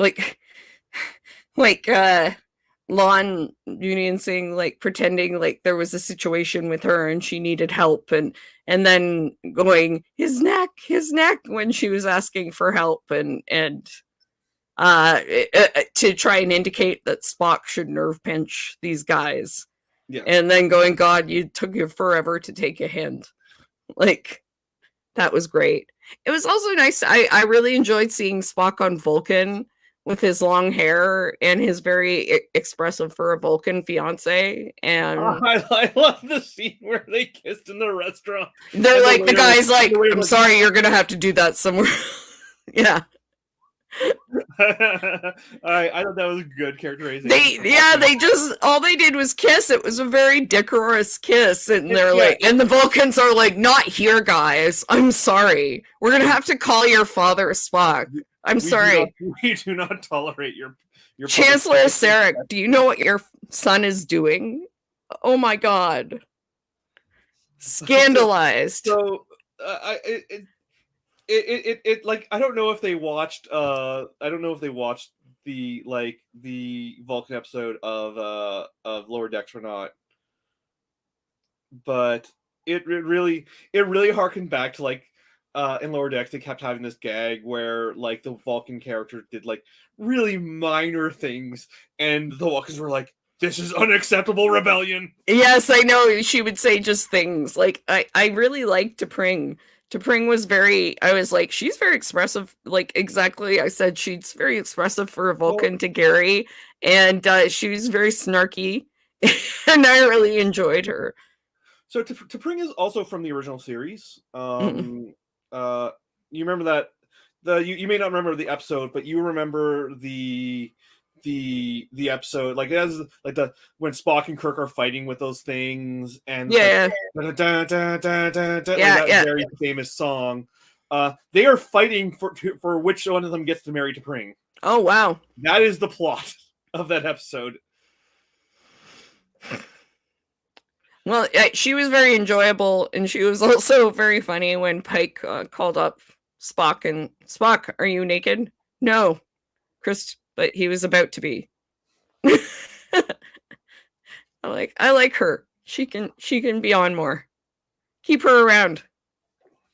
She does that absolute candor thing, huh? I don't think they will.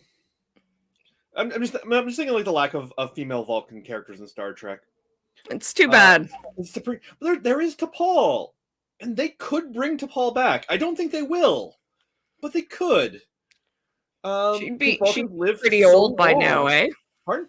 She'd be pretty old by now, eh? Yeah, so put her in, get the actress who played her back, put her in some old makeup. Who cares? She's pretty hot.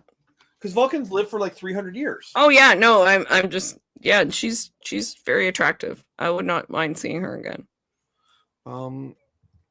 What's the time gap between Strange New Worlds and Enterprise? I have no idea. They named a ship Archer though, so could be a while. Yeah, but humans live short. They also named the shuttle Stamets, and I was like, I caught that. Oh yeah, because they're dead, right? They're dead. I caught that. I'm like, okay, Stamets and Archer. I caught both of them right away. I'm like, is there a USS Burnham then? Come on, USS Saru. Yeah, I guess so. I was gonna say, like, I don't think that'd be important enough. Burnham's like literally a war criminal, so they wouldn't give her own ship. But I guess she's still a war criminal. Was she a war criminal when they went back in time? Yeah. She doesn't get pardoned for her crimes until they're 900 years in the future. Man, Michael Burnham can't win.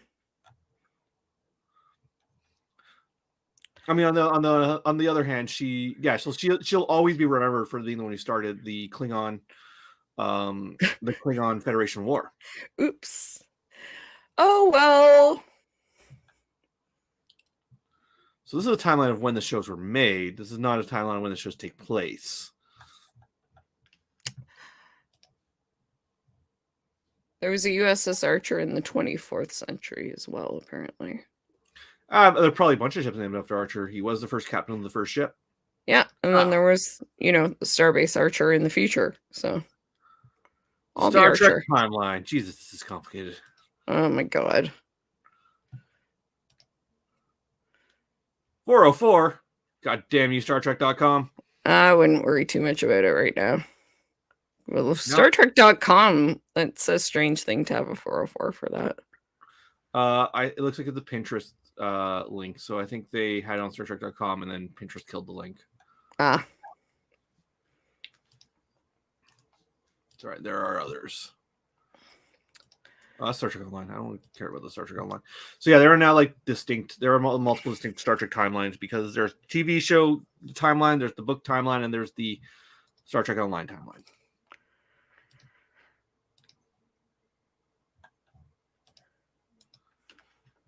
Well, in any case, it's I think sorry. Just looking for the Enterprise gap. Oh, we were talking about T'Pring. Yeah, I was talking about the possibility, although I don't think it'll happen, that T'Pol could theoretically show up on Enterprise as a cameo. Mm. Do the Scotty thing with her. She could give her own episode. Mm-hmm. I don't think they will. I don't think T'Pol is that impactful character on Star Trek, although I liked her because I actually like Enterprise. It's a controversial statement right there.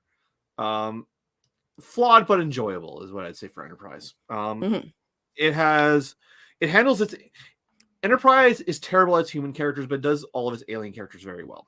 T'Pol, Phlox, and Shran are all great characters. Cool. So another character that wasn't in very much was number one. Because mostly she was in captivity, but did give an opportunity to have the new security chief in the episode a bit more because she would have been on the away team, I imagine. Can I derail this conversation for 1 second? Well, it happens a lot, so yeah. It's related to... Sure, go ahead. So I guess Rebecca Romaine, stepfather-in-law is a giant Trekkie, and so he just spent an hour hanging out by the Star Trek Strange New World poster in the New York subway, like hours, just talking to anyone who would listen to about how his daughter-in-law is on Star Trek. Are you kidding me? Did he do that for his son? His stepson? I'm assuming so. Because his stepson would then be Jerry O'Connell. Who's Ransom? His son. So I'm sure he did it for Jerry O'Connell on I don't know if he did it for Jerry O'Connell on Lower Decks. He might have some because I would find that hilarious if he stood there and promoted Rebecca Romaine's show for hours and was like, the boys' show is fine. He doesn't need me to do that. I think the fact that it's live action and the Enterprise is the key difference. Yeah, well, that's the thing. I would be... Jerry's like, what do you mean? Come on. What? Because she's better looking than me, which I understand she is. Yes, she's superior in all ways. But, you throw me a bone here. Yeah. So she had multiple tweets about it, and it was just really wholesome. They're a really nice family. One of the funniest videos I've ever seen is Jerry O'Connell in the car with his kids playing When Doves Cry at top volume and making his kids listen to it while they go, no, turn it off. And he's like, no, this is culture. This is history. You must enjoy it. And they're like, no, Dad, stop. And he's like singing it along too with Prince. It's really very funny. He's like a total dad. I love that they're the Star Trek family now. It's really great. Yeah. I mean, she it's interesting. Now there are two people who've been both Star Trek and X-Men. Yeah,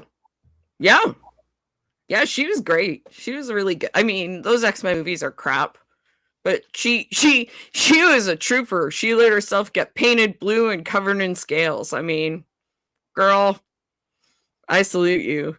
That must have taken 12 hours. Well, back then she was still a model. She was, I think that's what, because she was a model and then she became an actress because of being cast in the X-Men movies. Yeah, she kind of crossed over a little bit. She had done a few little things, I think, before Mystique, but you know, she definitely partially had the body for it. That was a big part of it. Also, being a model, I think she was used to people like putting like painting her all colors and everything like that. Yeah, I mean, I'd be used to it, but still, that would be exhausting.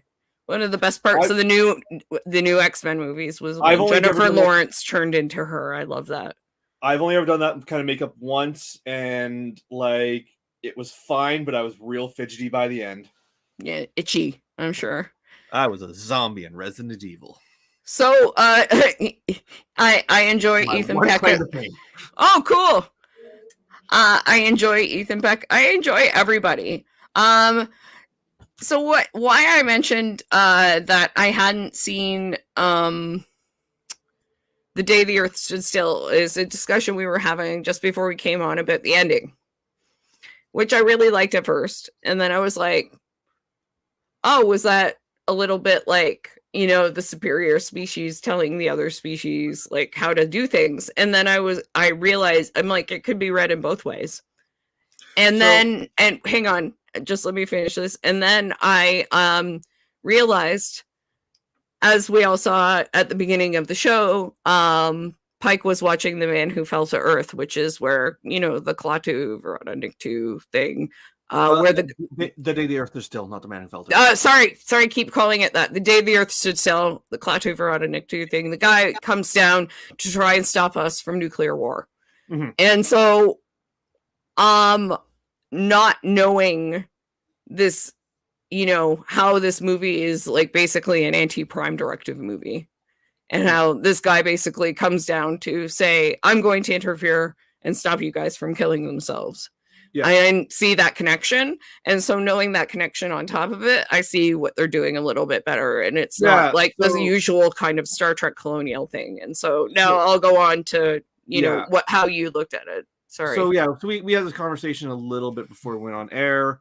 You were like, isn't the ending? So just to preface this for anyone who hasn't seen the show watching, I'm assuming most people watching us have seen it, but just in case, it ends with, so basically at the end of Discovery season 2, when they go into the future, that lets off a particle burst that this species then observes and is somehow able to use the knowledge of this particle burst to reverse engineer a weapon of mass destruction based on warp technology.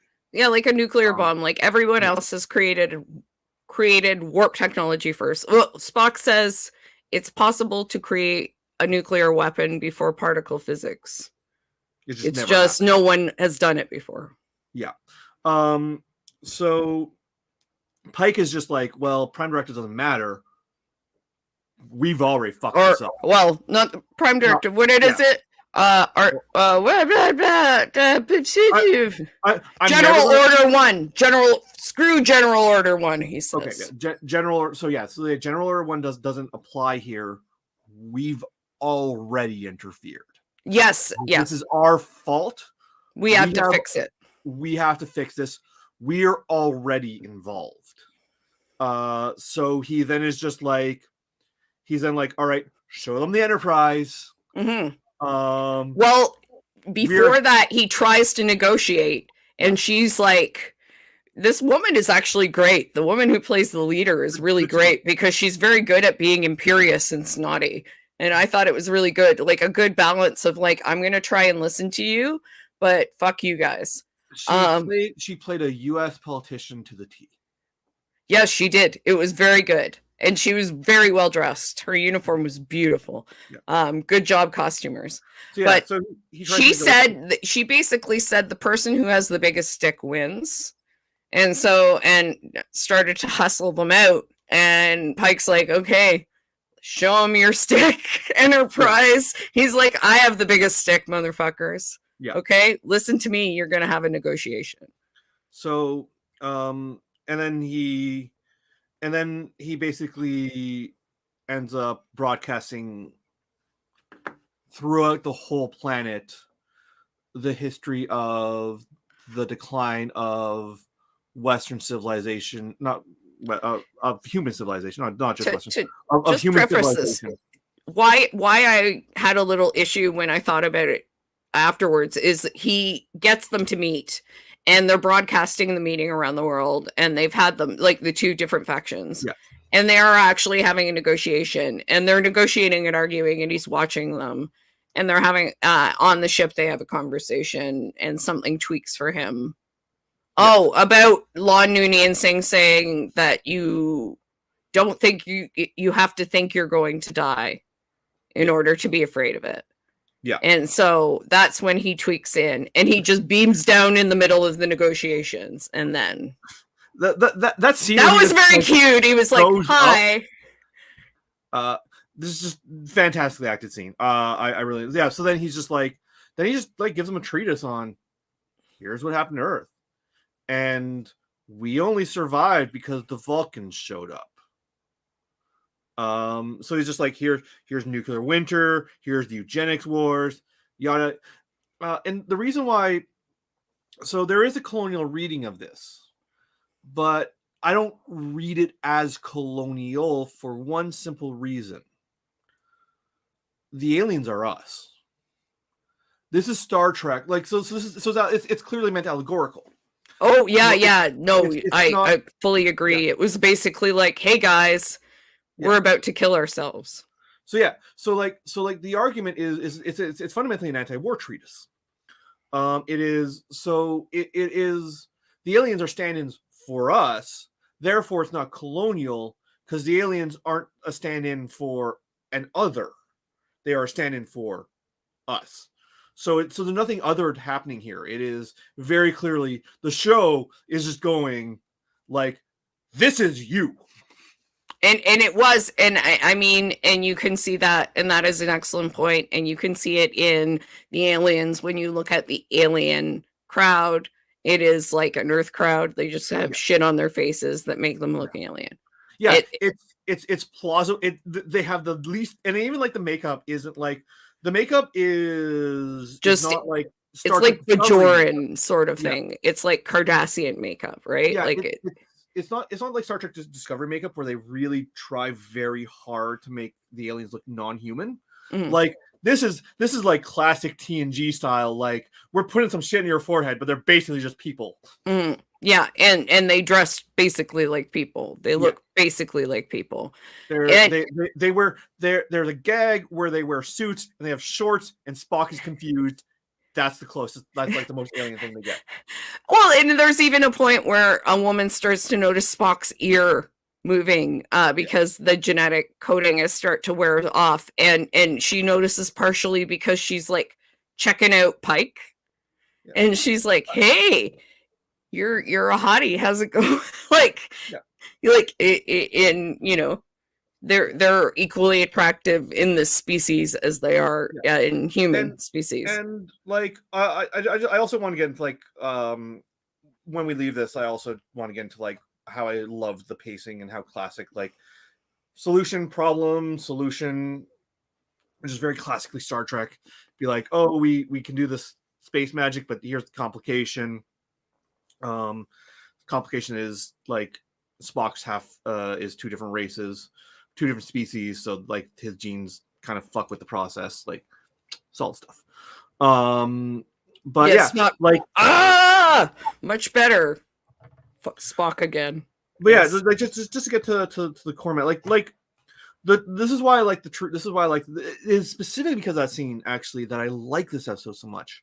That was the most like Pike being like getting on his soapbox and being like, "We gonna die."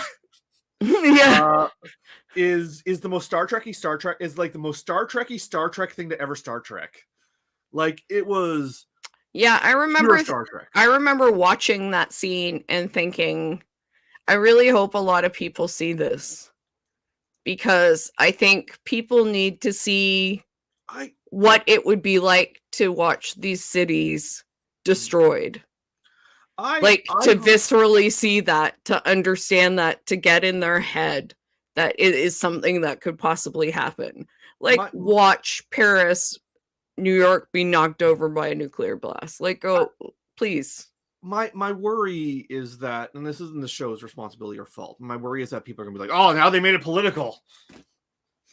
Well, it's just like, but they've been saying that since Discovery came out, and it's sort of like, but Star Trek's always been political. I don't know why you think it's never been political. They had an interracial kiss, for God's sake, people.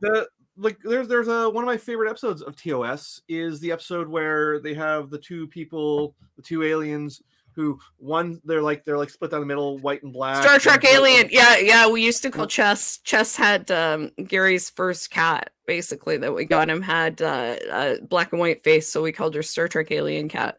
That's what Creepy called her, actually. So anyways, one is like black on the right side and one's black on the left side, and like the one on the right is like sociologically dominant, and the one who's black on the right on the other side is like culturally suppressed. Mm-hmm. And it's sort of like this whole idea of like you just split down the middle, dudes. It really, it's a good episode that highlights like how ridiculous racism is, like fundamentally. But like what a lot of people forget is the ending of that episode, which is the ending of they get to their home planet. Their home planet is destroyed. And so they both just beam down to their home planet to kill each other on their home soil. Like the last members of these two races that like wiped each other out. Like it's anti-racist, but it's also an anti-war because they get to this planet and it's like the race war killed these people. And these two can't leave and these two aliens can't leave their race war behind, so they just end up dying on the like smoking crater of their planet. Yeah, there's always been episodes like that in Star Trek, so the idea that Star Trek has suddenly become political is kind of ridiculous. It's absolutely ridiculous. To go back to the title sequence for a second, I think it's just stunning. The Star Trek shows have been killing the title sequences, the vistas, the space. It really is. I feel like they're leveling up everyone.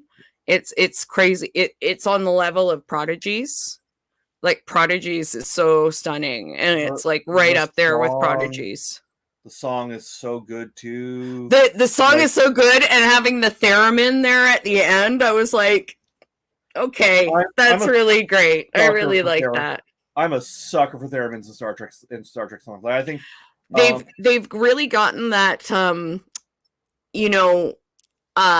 trick of having a little callback at the end of the theme. Like that's kind of their signature right there now, and I like it a lot. Yeah. Because Discovery also has a callback, although it doesn't do it with a theremin. Prodigy has a callback, I think. I think Picard has a callback. They all have a little tiny callback at the end of the themes, and I like that thread that connects the shows. Yeah, like for me, musically, theremins are like Doctor Who and Star Trek. Like those are the sounds of those two shows. It's the sound of 60s sci-fi. Yeah, and yeah. So, like I'm just a sucker for anytime they toss a theremin in anywhere into a Star Trek show.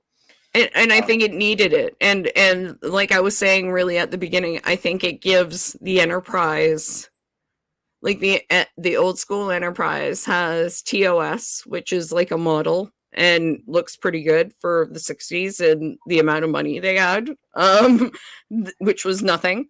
But I prefer the models to the HD CGI. Like, yeah, the CGI ones look like shit. But I thought this title sequence really gave the original Enterprise its due and made it look beautiful in the way that the new Trek movies make the Enterprise look beautiful, except it looks more like the old Enterprise, like the exterior.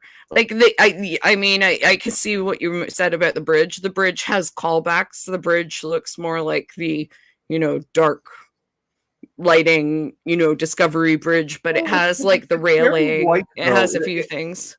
if the bridge, if I was going to call it, like, the bridge reminded me of the J.J. Abrams movies, just with fewer lens flares, which is fine. I actually love the art design in the J.J. Abrams movies. I think I loathe Into Darkness like a toxic Star Wars fan loathes Last Jedi, but like on an art design level, they're on an art design level, not on a writing level. Into Darkness is a beautiful looking movie. So I think the lens flares never bothered me. And I think that all of the modern Star Trek reboot movies, looks like we're getting a fourth one, are look great. I love the Enterprise on them, and this Enterprise reminded me of the Stark whites. Had a bit more color than the Abrams Enterprise, but not that much more. It's just not as bright. I feel like it's a little. It takes a little of the edge off the whites. The lack of lens flare, which, like I said, never bothered me, but I do get why they bothered other people. The lack of lens flares changes a lot. I was just thinking, actually, what you were talking about with the anti-war message and like just Pike basically like talking to them, but talking to us. And then the connection to the day the Earth stood still. Like, that's a really great like through line, a really beautiful tie-in, like a cool thing to have Pike watching and be inspired by. Yeah, and like, but it's absolutely foreshadowing. Like, it's absolutely foreshadowing. It is foreshadowing, and he takes that idea from it. But it's also cool that it's media we know, media that still exists in this world that, you know, is endures. And is just like it reinforces what you're saying about them talking to us, because that alien in the day the Earth stood still was talking to us, was saying, don't kill yourself. Like, you know, and this allegory is talking to us, showing us what our future could be, what our future probably is if we don't stop. In the day the Earth is still, it's a little different, but there's still a thematic through line. In the day the Earth is still, the aliens are like aggression to, like, if you don't clean your shit up, we will wipe you out because you are a threat to us. So it's a little different, but there's still that through line. And I mean, there is a little bit of that in Pike's reaction, where he's like, here's my giant ship. Listen to me, or my giant ship will do something. Yeah. Which is like, he's not going to do something, but the threat of the giant ship is enough, right? I do want to say on top of the ship, Una's ship at the very start, the very first ship we see in the series, looks fucking dumb. I hate it so much. What? The ship? I'm probably the only one who clocked it. I didn't even notice it. Saucer with one nacelle. Oh dear. It looks so dumb. It's like a little fin, like a short. It's literally a gag from Star Trek shitposting that they just put in the show. Oh no.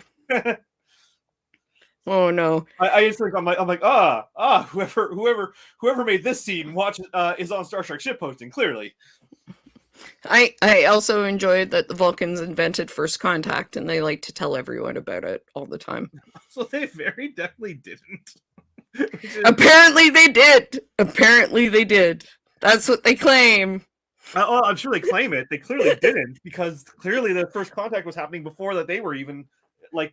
The universe is they must have been contacted by someone. They can't have just been like, we're just gonna go out and contact people, right? So, like, come on. But I love that they claim it, though. I think the fact that they claim it, despite it being it's so Vulcan. It's like such a Vulcan thing. It's great. I really like it.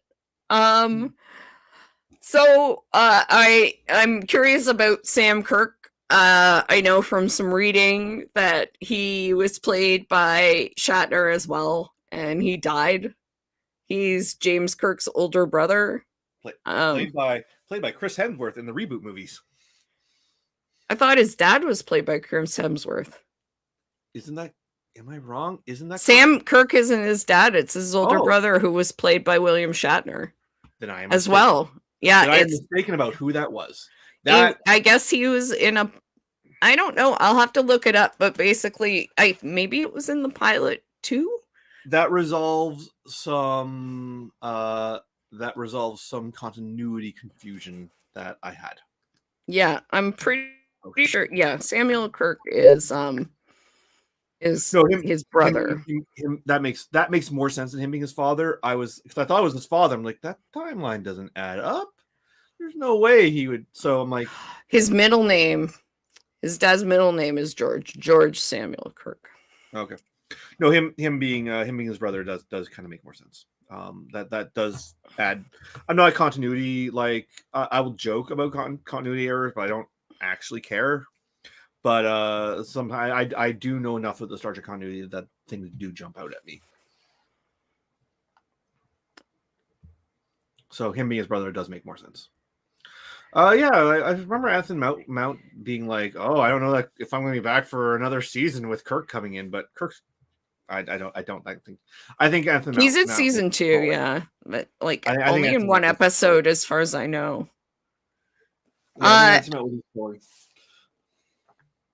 He was. Sam gets fueled by flying parasites, and Jim found his dead body at the start of Operation Annihilate.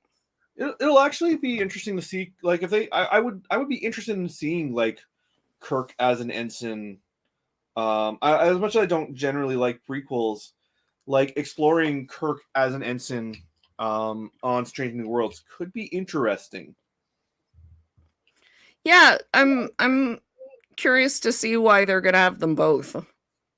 Like, I feel bad if they just take that guy on and kill him off immediately or something like that. So yeah, let's hope not.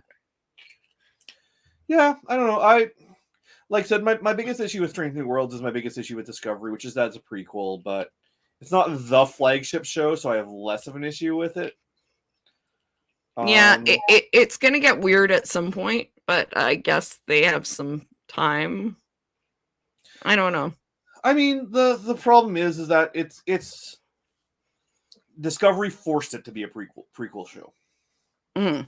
Like just Discovery being a prequel, it being then a spinoff of Discovery, sort of forced their hand there. Mm. We'll see. I really fucking liked episode 1. I liked it a lot. I was like, man, this is some fucking Star Trek.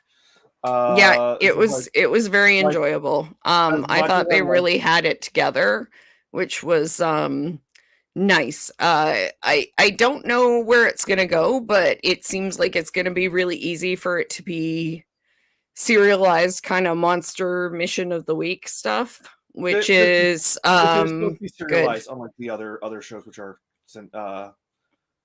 episodic. Well, I mean, I can see some through lines happening, but like I think it's going to be a lot less important than, say, Discovery for you to watch week to week and know what I hope they everything. I hope they go to that for that DS9 balance where every episode is its own self-contained story, but arcs play out separately over. Like, so every episode has their own story, but they have larger character arcs that take place. Like, I really hope this is structured like DS9. Yeah, there's DS9, and I also always liked the X-Files kind of model too, where they would have Monster of the Week, Monster of the Week, Monster of the Week mythology. Yeah. Monster of the Week mythology, right? I always hated those mythology X-Files episodes. I always thought they were so fucking boring. I love that stuff, no man. That's what I lived for. That's why I was watching like X-Files. It may have been an age thing. Although I was in high school by the time X-Files was big. But I always liked the idea of the mythology episodes, and then they would get to them, and I'd be so fucking bored. Maybe it was, or maybe it was just like hard for you to pay attention at the time. Yeah, I don't know. You know, like maybe if you had something else, maybe if you had a phone now and you could like clock out for a minute when it was like super boring and come back to it or something. I'm also like a hard sell on a lot of TV. Like I also checked out, like, Buffy was huge at the time too, and I just like clocked out on Buffy after season 3. X-Files I at least finished. Buffy, I mean, I don't know how much you missed, to be honest. I have no intention on revisiting it whatsoever. When they got the call, I like the high school Buffy stuff, and then they got the college. I was like, well, I'm done. Bye. Yeah, That's why I was like, I don't know how much you missed. When it turned out that the U.S. government was running a secret monster, like hunting agency, super soldiers underneath the college, like I was just like, if it was like somewhere else, I might have been able to buy it, but underneath the college, I was just like, I'm out. Yeah, you checked out. Yep. Like, no, it only got worse from there, really, to be honest. That's okay. That's okay. It's fine. It's fine. I'm over it mostly recovered. It puts me in a convenient position where I can be like, yeah, I never liked Whedon. I don't have to apologize. My dude, trust me, like I've been going on about this for like I'm fortunate, despite being a huge nerd, I tend to pick up on I don't tend to pick up on, like, I never got into Harry Potter either. I've seen most of the movies. I thought that they were okay. So like I don't often, and when I do pick up on so I like the X-Men. And like the X-Men has had problematic writers for them, but they're not a single person's vision. So if one X-Men writer gets Star Trek is also at this point. Like Gene Roddenberry was a problematic dude. Mm-hmm. But Star Trek is well beyond just his vision at this point. So the properties that I get are either so small or have so many hands that they're not an individual creator. So if someone gets picked up on like problematic behavior, I don't have to then justify my fandom to people. Mm-hmm, mm-hmm. No, that's always helpful. And I mean, Star Trek has gotten to that point. I mean, there was a couple of people who are definitely more in charge than others, but it's not one person. And like, I have no problems being like, yeah, Gene Roddenberry, very sexually sketchy. Like the fact that Uhura was only put on there because he was sleeping with her is kind of sus. That's the way it happened a lot in those days, unfortunately. He was hugely sexually problematic. Like for those watching who haven't watched it, Jesse Gender, a Star Trek YouTuber, has a 3-hour-long video essay on like the sex in Star Trek. It got demonetized, so you might have to go actually looking for it, but fantastic watch. I would just say he was not the only person who was casting by such methods in those days. Not to excuse that, but in any way, shape, or form, it's an abhorrent method.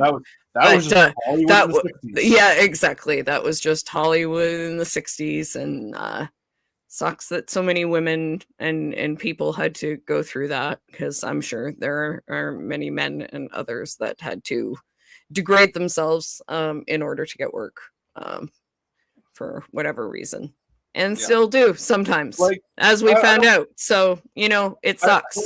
I don't want to undersell Nichelle Nichols. I don't know that she was sleeping with him to get on the show. I don't think she was, or if she did, that was probably not due to her talent, only due to the fact that that was the price of getting the part. Yeah, I'm sure if she did a great audition, that would have been like the price of nailing getting the role after everyone was like thumbs up or something like that. The studio did not want her because she was a black woman. The price of him fighting for her might have been that too. He fought to keep her on the show. Yeah. He was fooling around with her behind his wife, who was also on the show. Mm-hmm. Although I suspect she knew, they were all up in that free love shit. So I wouldn't be surprised if she knew. Or sometimes something's happening and there's nothing you can do about it, and so you just accept it. She stayed on with the show, and she stayed on with him, and a lot of women stay, or a lot of people stay in situations because they have no other choice. Yeah. I just don't want to speculate because I don't know. Oh, like, yeah. You don't know.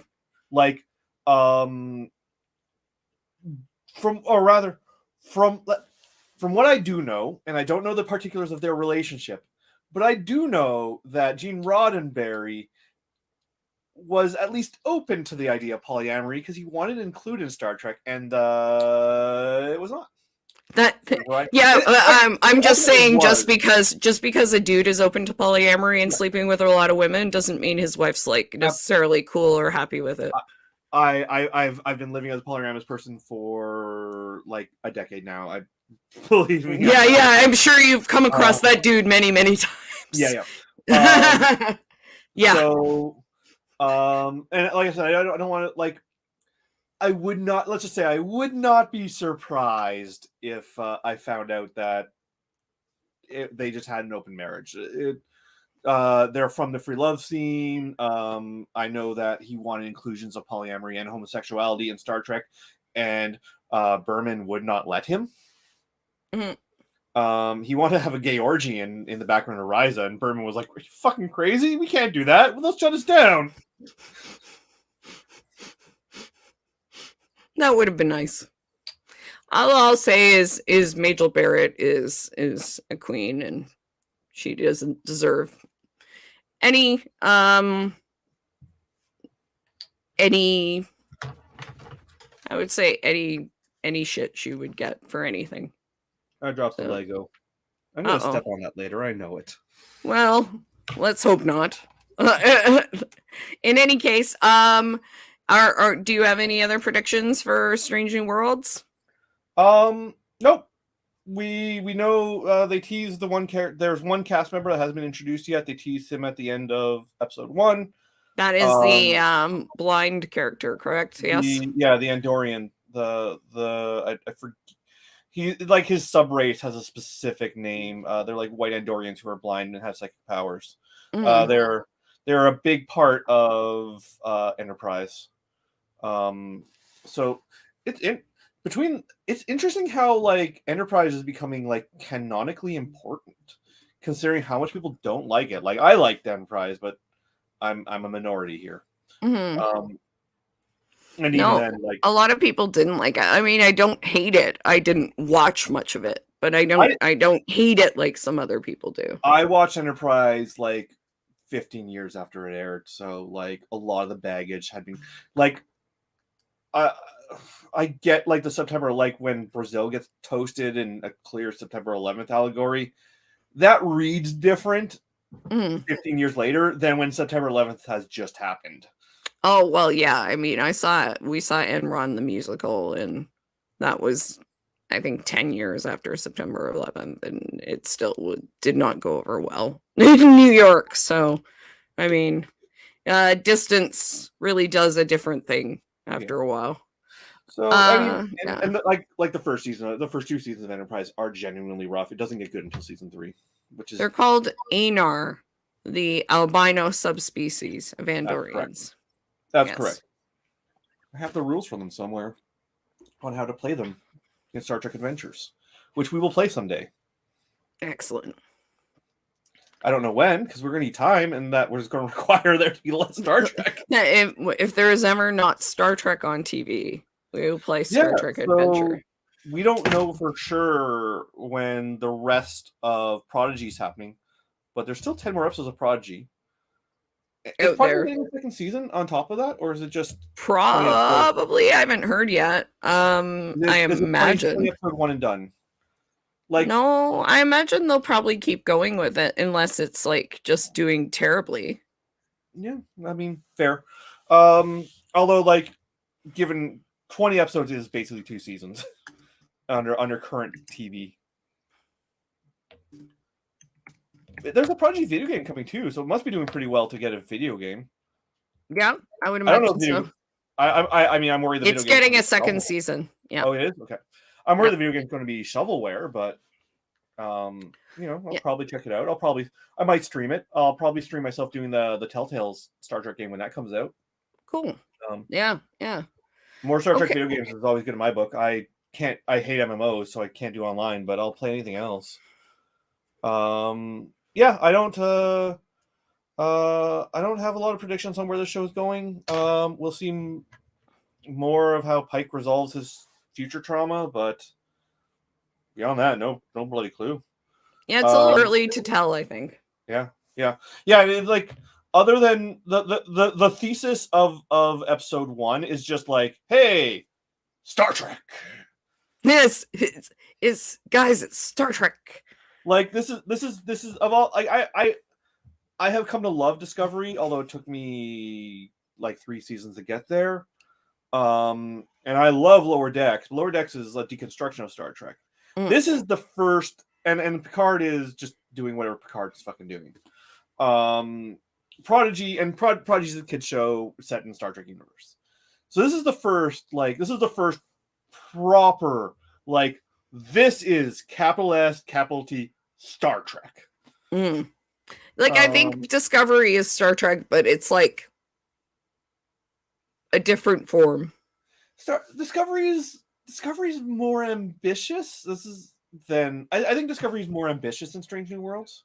Well, no, because Strange New Worlds is basically retreading ground. Like, Discovery's trying to do something new. And that's what I meant when I said, like, it's what makes money. Is like Discovery had to take a long time to kind of find where it was going and find its footing and find its audience. And you know, it has to break new ground. And I think you're right in that Star Trek needs to do that. It needs to go forward.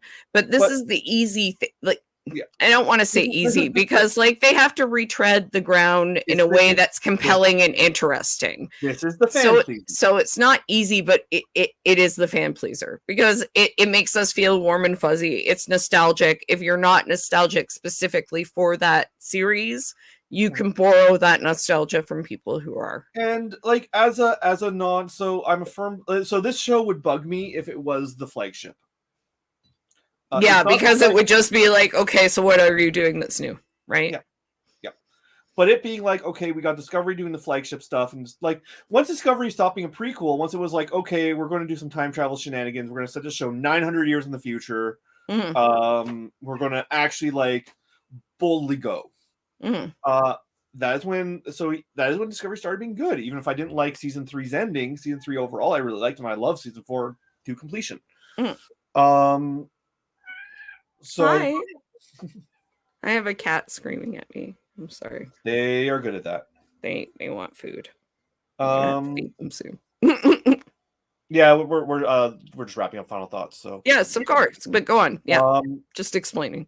So yeah, but it not being a flagship show, it not being like I am happy with Strange New Worlds just being comfort food. Yes. It's like fun. This is Gilbert, everyone. Kitty. That's Gilbert. He looks very upset. This is my grudge. He is a king. Yeah, so I'm if this was the flagship show, I'd have problems with it but it being, you know, the lower stakes secondary show, that doesn't have to necessarily boldly go. It's the lower decks of Star Trek. It's the lower decks of, like, I'm content for it to just be like unambitious and just be like solid, well-tread Star Trek tropes. Yeah. No, and I think that's what it's trying to do, or at least put a new spin on some of those well-tread Star Trek tropes. Yeah, well, obviously, if it's going to be episodic, it's just going to be episodic. There'll be no big plot threads. We know we'll deal with more of Pike and his trauma, but beyond that, it's free to be a light, breezy show. Yeah. No, and it seems pretty good. I mean, I like the part. I think what really makes it different is that bit about the Pike thing, right? Like the fact that Pike is, like, you know, he has this foreknowledge of some of what will happen to him. Yeah. He thinks he knows all of it, but we, as you said, we know that's not true. Yeah, well, like, yeah. I like it's an interesting art. It's an interesting dynamic that we've never really seen explored in Star Trek. So it's bringing enough fresh stuff that's not just a pure retread. Mhm. I would prefer it if it wasn't a prequel. I'd prefer it if like we had this entire cast change Pike name, set it like it's the next Enterprise after Picard's Enterprise. I would prefer that, but it's good. I like it. I would like that too. And you could almost look at it like that, but the reason that they want to go back to these characters is it's just the risk aversion right now in Hollywood. And it's really unfortunate, but it's just easier to produce something that people are familiar with and that they're gonna watch because they have that touchstone of familiarity. Also, we all just loved Pike for the one season he was on Discovery. Yeah, and I mean, I think that's the other part of it. Like, they have 3 characters and 3 actors that they're like, these guys are good. Why don't we just use them? Yeah. Although, Doctor Strange spoilers, if you've managed to avoid them. I have not seen the movie, but I have not managed to avoid them. Is Anson Mount back in Doctor Strange? I know Black Bolt is in it, but is someone else playing it, or is it Anson Mount? No, he's playing Blackagar Boltagon, but died for long, I think. I haven't seen the movie, but Twitter algorithms has been throwing like screen caps of it and shit at me all. It's not even people spoiling it. It is the Twitter algorithm specifically spoiling it. They're not there for long. I didn't expect them to. Yeah.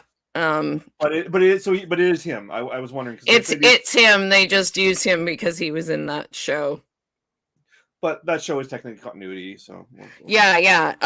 But it could be a multiversal version, which is kind of what I'm hoping because I don't like John Krasinski, and I really like Reed Richards, so I don't want John Krasinski. It's like I tweeted out earlier today.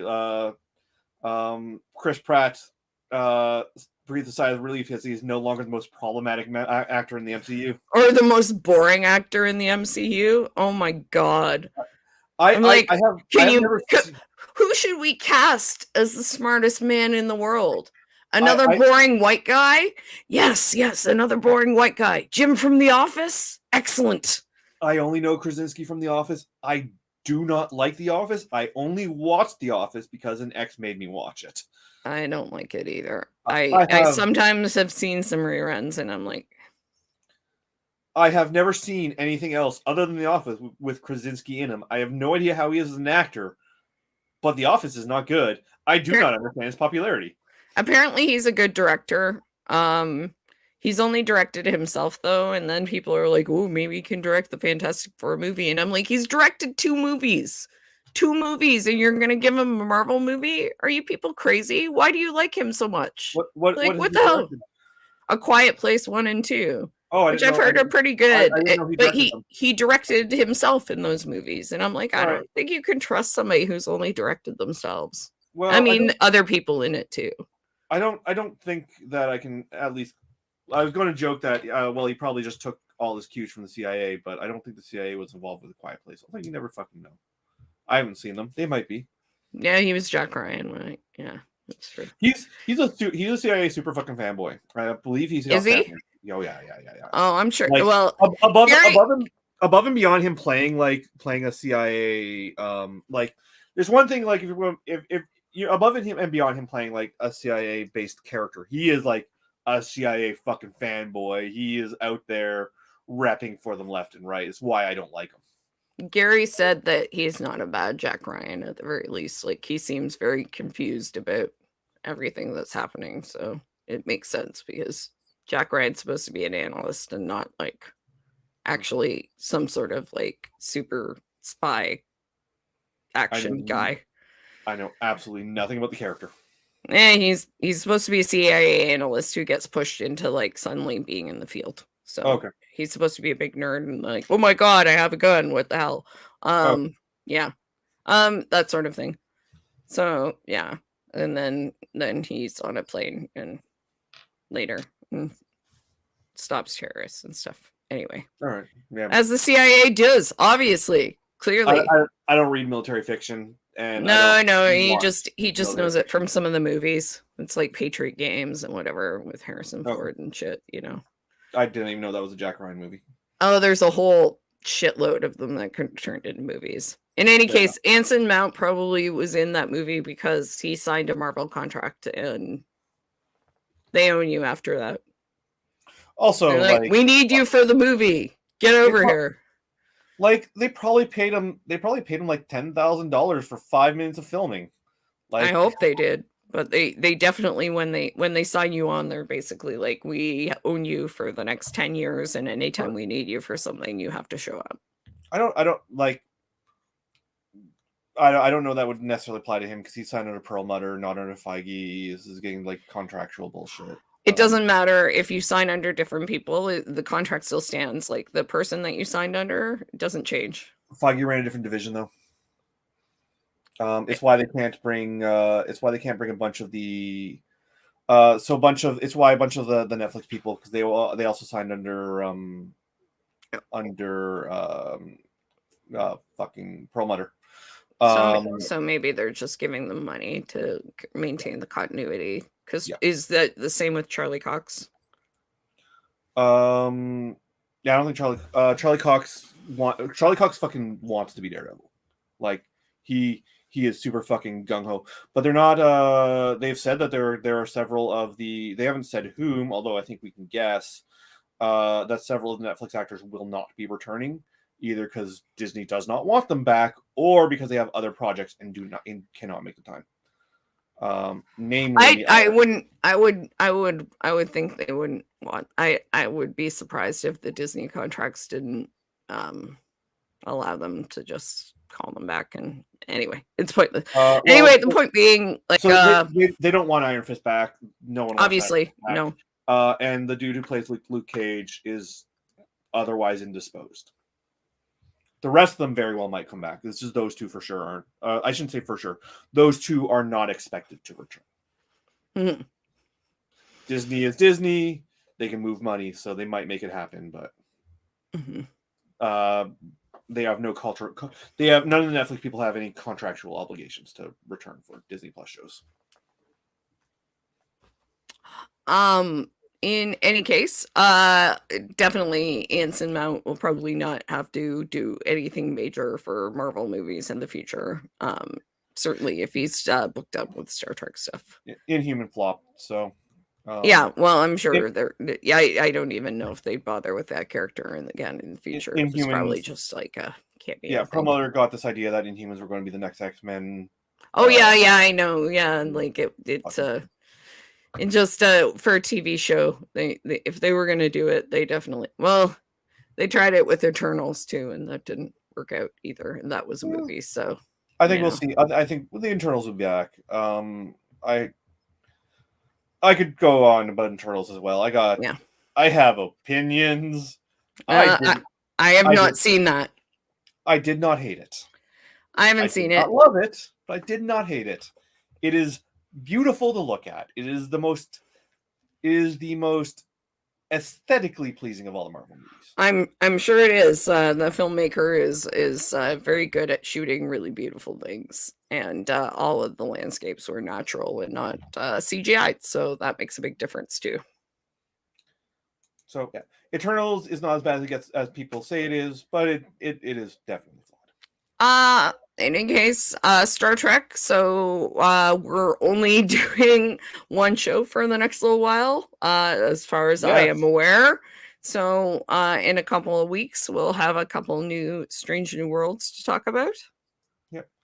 And then theoretically, so this is how we got sidetracked massively. Theoretically, when Strange New Worlds comes back, Prodigy will be back.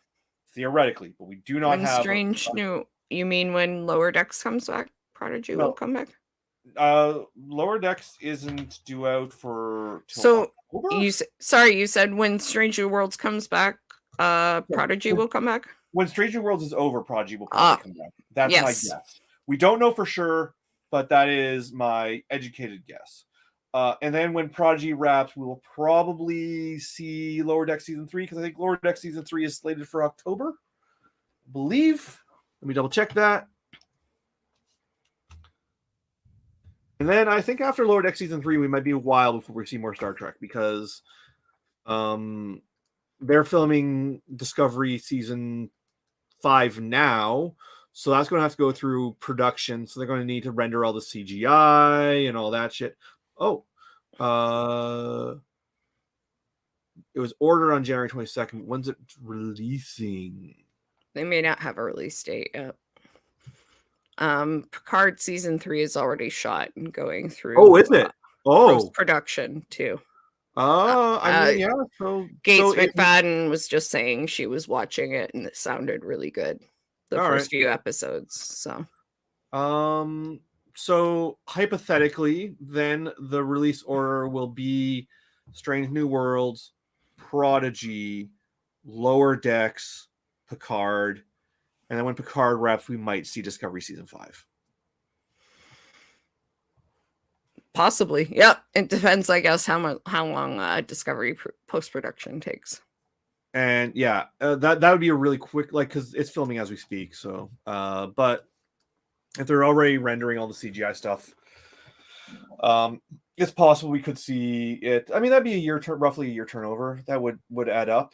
Although then they're going to have nothing after that, because even if Strange New Worlds 2 starts filming right away, they would still need a full year to finish production on it. So we might still have a lot of Star Trek ahead of us. I know, it sounds like it's just stacked. Maybe we'll get a break somewhere in there. We'll see. Knock wood. So if my hypothetical timeline is correct, we will get a break after Picard Season 3, after Discovery Season 5. Well, maybe in there they'll take a little break, maybe for Christmas or something. Who knows? So that is when we can play Star Trek Adventures. Yes, over Christmas. Yay! In any case, in a couple of weeks we'll be back. I start class tomorrow at 8:30. Yay! And that should be interesting. Now that I am finally over this cold, I am back at work tomorrow. I've been gone for 4 days, so tomorrow's gonna be a shit show because no one's been doing my job while I was gone. Always fun to catch up. Well, I'll be there with you in spirit when I'm trying to be awake in my first class of the summer. First thing in the morning. I fortunately don't start until 10, so at least. Well, I'm starting. I'll have been in class for an hour and a half by the time you start at work. All right. Well, see you in 2 weeks. See everybody else in 2 weeks. Thank you for watching. Enjoy your evening. Take care and cheers. Everybody have a good one.